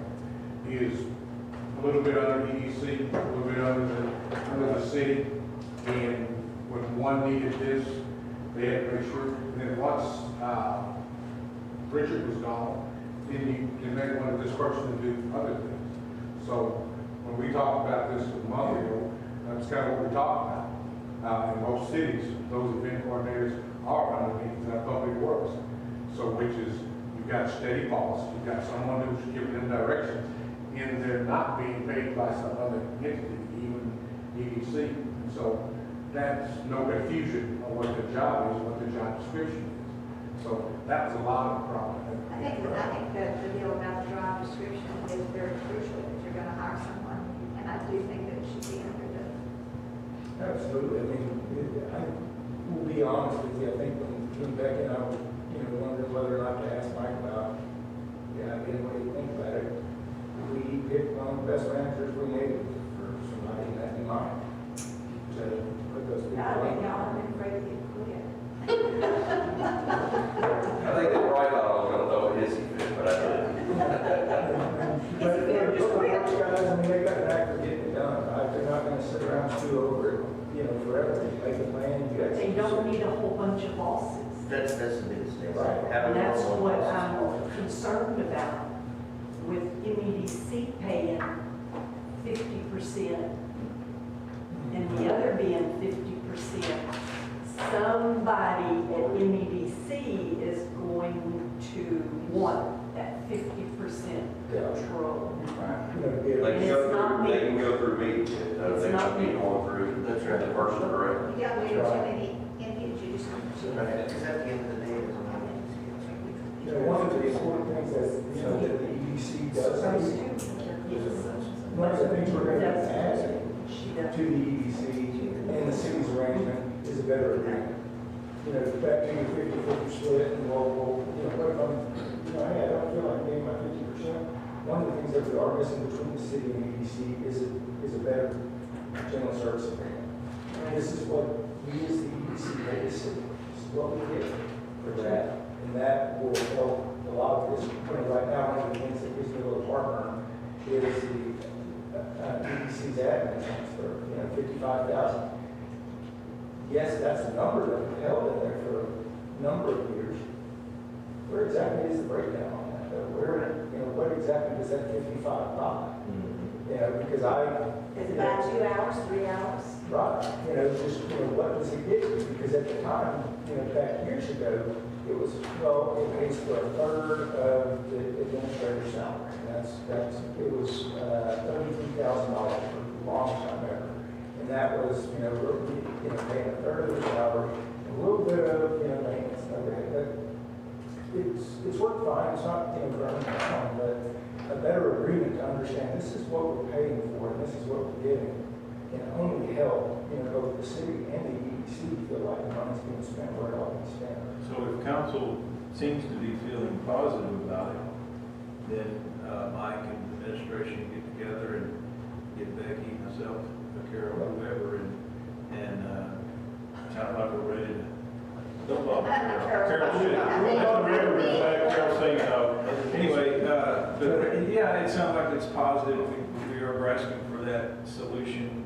It's been hard, but let's simplify it and put some tangible standards, good supervision, and make this work, because as I've seen for myself, I've heard from the person before, when they hit July to December, it's rapid, and that Christmas planning is extensive.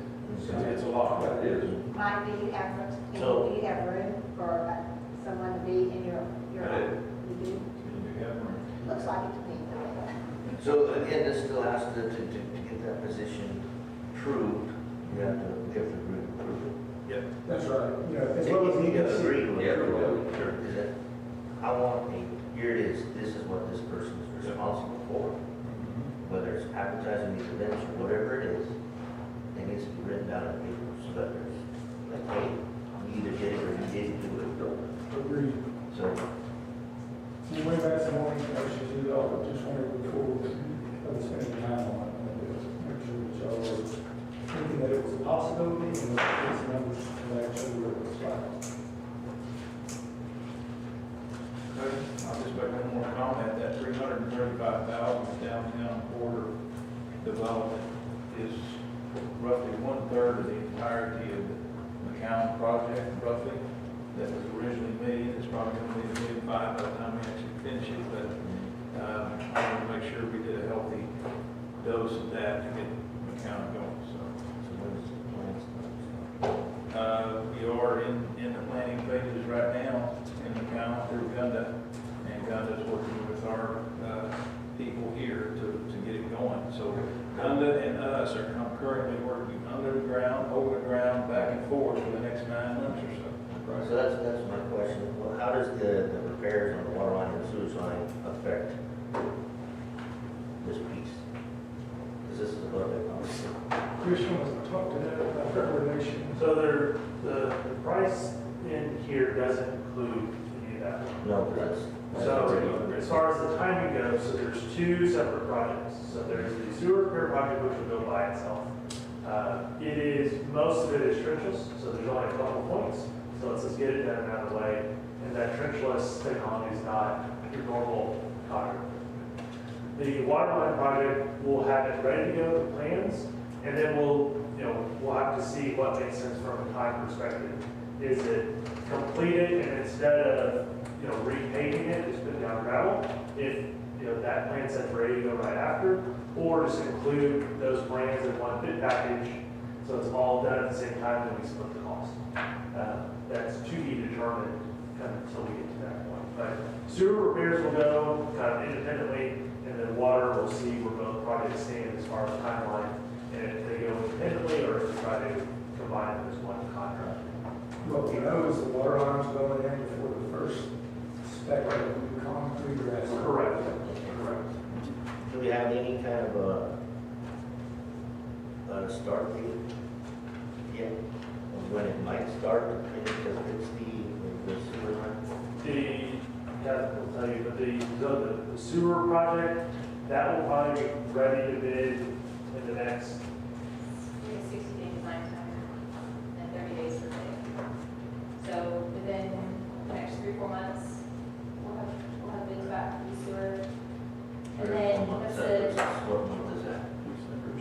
Yeah, so we don't want the street tore up with Christmas. no, Right. we can start any days after. Right, so either we'll- Start next June. right, either we move it early and get it done, just the sewer portion done well before that, or just delay it, wait to bid it. Contractors not good right now, contractors aren't really willing to hold their bids, or they will for a price. So, if I reach 30 days, yeah, you're on that 15%, but we'll wait and do it after the first year. Once we get through the festival season, hit it all in the spring. They were rocking on the Form A with it. There's another, what's that other festival we have, the fall festival, is it? Wine Fest? Wine Fest. When is that? That's September. And then there's a big fall festival with this Charlie Davis. That's late October. Will he be downtown or will he be out? I don't know, because the Crawfish Fest was over at Ransom's. The other one, Last year they did it. it was downtown. They did it downtown. Downtown, that's right. But my question is, could we move it out to downtown if we get bumper construction? I am not involved with that. He hasn't come. I'm not eager to see He you was drink coming away. in EDC, we canceled. I accept. So I'm assuming he's not coming in EDC in August, at least, right? And so we'll bring that point up, I suppose, at EDC. Okay. All right. I think we need to push the gas on some of this stuff. Yes. Get out. Just another question. How many city we actually have on the books now. I need to add that up, to be honest with you. Because we, and you Felt know, like a new one was coming online about every month. it seems like it, but I'm gonna tell you what, I did drive by, but I was told to leave, at this water park the other day. Who told you to leave? But anyway, I think it's good. I mean, and if you're gonna have someone that's a full-time person, I think that it would be something that you could almost do at least on a monthly basis of some kind, maybe not Christmas parade, something big, but. So to that, part of the idea of this position was to do more. I mean, we getting away from the private events, as Chief says, we don't need anything more on the private events than a checklist. They need to bring us a checklist. That's it. And he can check that off for And code maybe enforcement. they're private, they need to pay us more money. Yeah, but we don't need to be planning private events. We need to stay out of that. And make sure they're doing what they're supposed to do. But the theory is to do more events, not less. You know, you're right. We could be doing something like that more often. Everything that we've done so far on these events, every event that we've added has been a hit. Every one. And it doesn't have to be humongous, it can be very, because I thought it was very small town, the water park thing. Yeah. Right? The movie night thing is another one. With their grandbaby. Yeah, the movie nights is another one. As long as the events don't, I think the general feeling, listen to Casey and myself articulate clearly how we really wanted to get that account from 105 to really pop and have a walkthrough, and we're having some possibilities of parking, getting out of there. Everything's starting to fall in place that way. So I don't want to be so overzealous over the next calendar year, let's say, and putting stuff in right away so that we can be nice and free to get that ready, because theoretically a year and a half, account should look maybe a whole lot different. 2 years certainly. But certainly we want to add them without delay. I mean, you got a picture of if the position goes through, the earliest that they would start would be new fiscal year, October 1. Getting someone hired, bringing them in, and then just, it's going to be a year of just developing some type of program. So it's not going to be overnight. All right, we're ready for 15, discussion of tax rate. No, we're delayed until August 5th, right? That's the magic day that we're waiting on. Obviously, you know, from our standpoint, and I think, you know, based on what I know now, I would hold the tax rate the same. I'm certainly not, you know, I don't know anyone who would think that a tax increase would be a good idea. I would caution council from going down too much on the tax rate, but we have a very, very good tax rate relative to the places around here. What I think we want to be mindful of as a city with our tax rate. When we look at, you reach a point of lowering your tax rate that benefits your commercial businesses disproportionately over your homeowners. And that's what dropping the overall tax rate does. So we, you know, at 40 cents per $100 valuation is, again, a very low tax rate. You know, and what we want to be mindful of is that we don't keep our tax rate so low that it gives folks room to come in, stack of mud on top of it. So our residents are really paying, you know, $1.60 or whatever it is allowed in the law, you know, for their tax rate, but we're charging them 40, cents, and then the mud, not the developer, but the mud gets in the rest of them. So, based on what I know now, again, I don't see the tax rate changing much, but again, those certified valuations are key. And we should be cautioned to go down to the new tax 36 cent. If you go down, you can't go up. Does that still apply? You can only go up, less than the 3.5%. Less than 3.5. So that's the catch-22 of if you drop it, it's very, very tough to get back. And again, it's a The rules are complex. The TML training tells you that even the legal people get up there and they go, I think this is what it says, and everything's getting litigated, and you get the 3.5, and under certain conditions you can't go 3.5. When you have to call an election, or it's confusing. Unless we have some compelling reason to go up or down, I would recommend we just stay say, for what would be, what, the fourth year in a row, fifth year? Again, once we see, kind of what those certified values are, certain, can appraise office is going to help us, ensure that we've got those numbers where they need to be, but without seeing the certified values, just about impossible to We're a couple of weeks away from that then. So, Now, we set the tax rate and then we approve the budget. Is that right, or is it? So, Because the budget is set, your budget is set from your tax rate amount. But you think we set the budget first? You adopt the budget, and then the tax rate was, you can always remember, because it's what doesn't make sense. It's the opposite way of what you would think you would do. So you adopt the budget, then you adopt the tax rate, even though you need the tax rate to form the budget. Yeah. Makes perfect sense. All right. all right, When is our next? can we go ahead and set a meeting, and then I have a couple of comments on the meeting I'll with. Sure.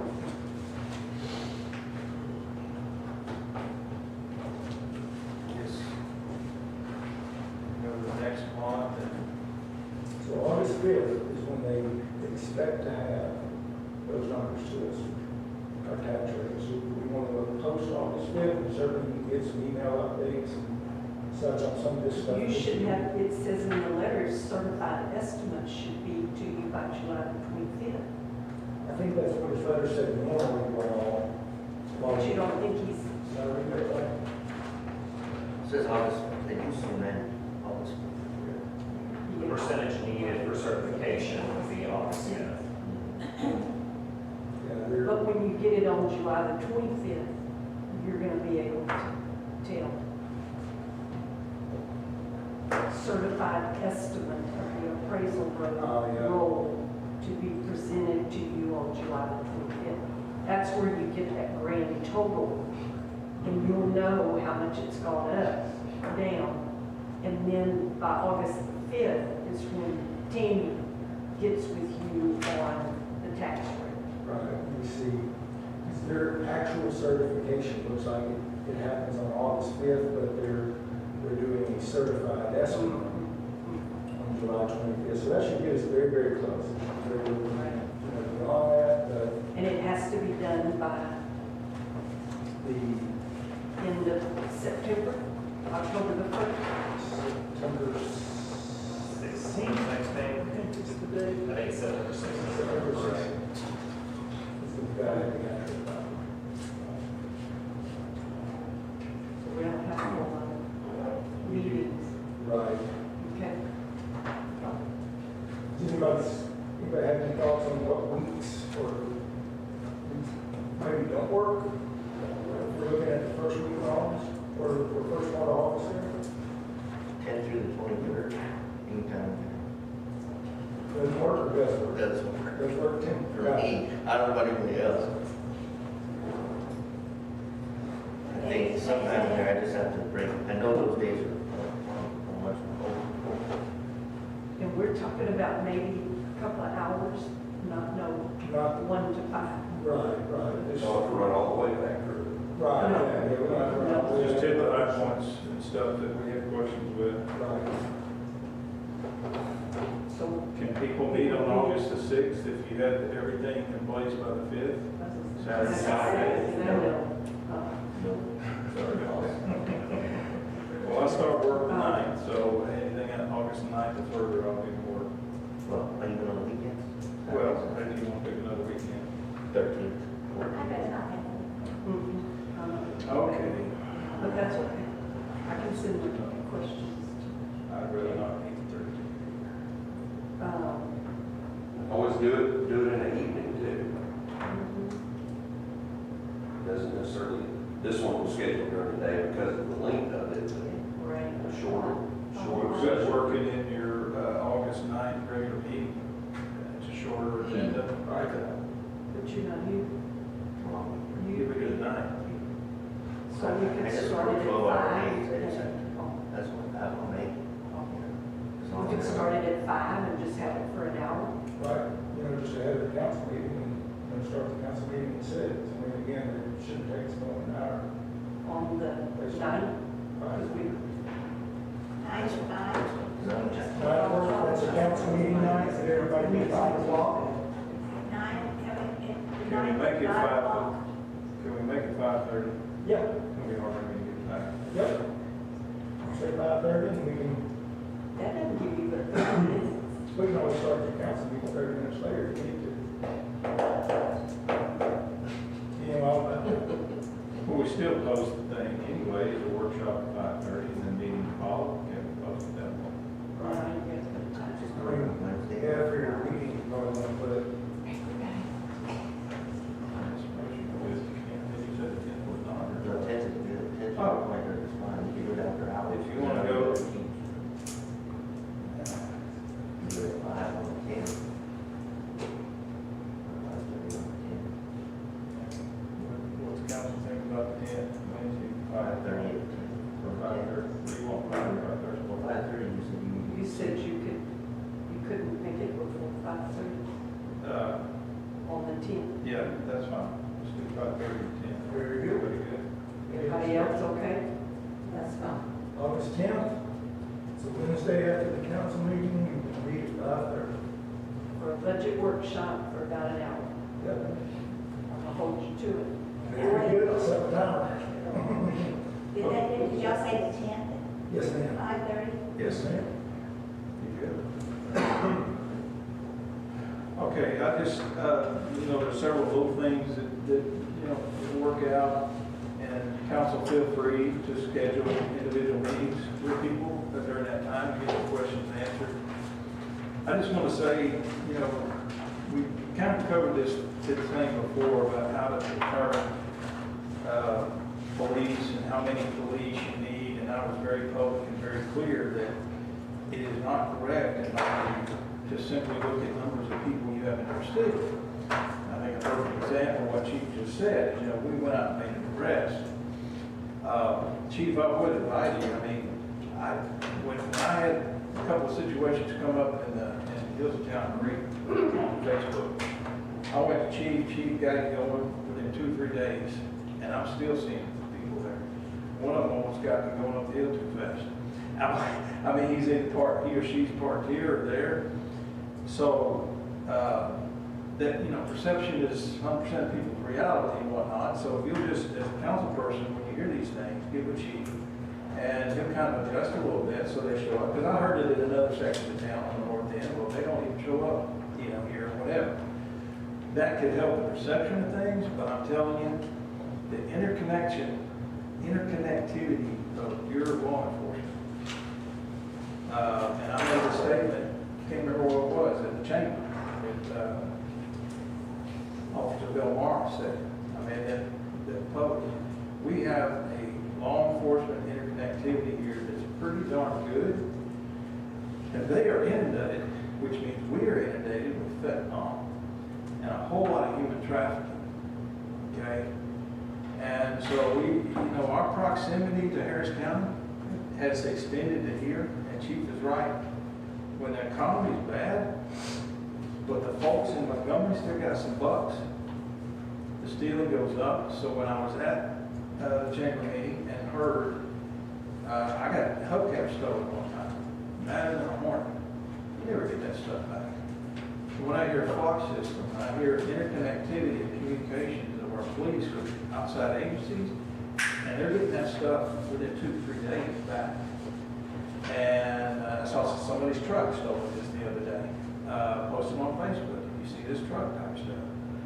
So just consider that. I see both sides of the issue. I can look up some cities that are way bigger than us that have 12 cops, but I don't know their situation. One of them's Plano. Now Plano, you talk about some bucks. When I was there, we didn't have live next to the pig farm. We were poor, but those folks are rich up there, aren't they? Now, if that's what I'm seeing on the screen is 12 cops, it makes me wonder. But please just, kind of do your research and think it through, because, again, Casey makes a good point. You don't want to put some people out there that you have to pull back. I think it's clear as mud right now what to project on houses and how they'll continue to get filled. They're not getting built, but how are they going to be filled? So that's those fluctuations in numbers and things that we see there. So as a council, just consider all these things, do your research, and please, these folks are always ready to meet with y'all and give you what you need. And so let's be wise and prudent at that. And then we have something going Friday. After the meeting, what do we got? Oh yeah, we're doing a recruit thing here, right? And that starts at what time? 1 o'clock here. I thought it said we were At the community building. Oh, sorry. That's Saturday. Yeah. No, we have a Friday. Friday and Saturday. So we always just talk on Saturday, I think. I don't know how to set it Now, up. wait, it is the community building, right? Is it the community building for sure? I'm positive it's a community That's building. what they said, that's the old building. It's the old. It's the old community center. All right. I didn't know it started at 1. I thought it was like. Looking forward to that. Anything else before we adjourn? I got it on the calendar. Actually, It's not on the calendar, I'll be able to go.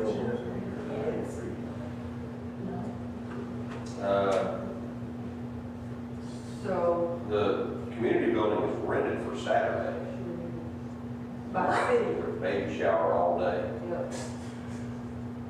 Oh, I got 3 o'clock Friday. that's what I wanted to see. I have Saturday, I have 9 to 3. Yeah. let me send y'all out an email here. You First might thing in the have. morning on Saturday says community center. Friday, I don't know. Yeah, someone already had to baby shower all day. Fridays. Yeah. Friday is open, Tai Chi has it from 6 to noon, Right. but after that, it's open. So the 3 to 7 session would be good, but Saturday, somebody has to rent it. I'm pretty sure she written that out, that it says it's scheduled to please. It is now, We just need to clarify this both days. Let me clarify that. Yeah, that would be nice to know what Absolutely. And you put it on the right time. It's Saturday at 9. Can we just do it here? Sure, it'd be okay for me if we did. Unless there was. All right, so Dave will communicate that with all of us and clarify that. Anything else before we adjourn? I need a motion to adjourn. I make a motion to adjourn. Second? Second. And a second. It's 4:59 and we are adjourned.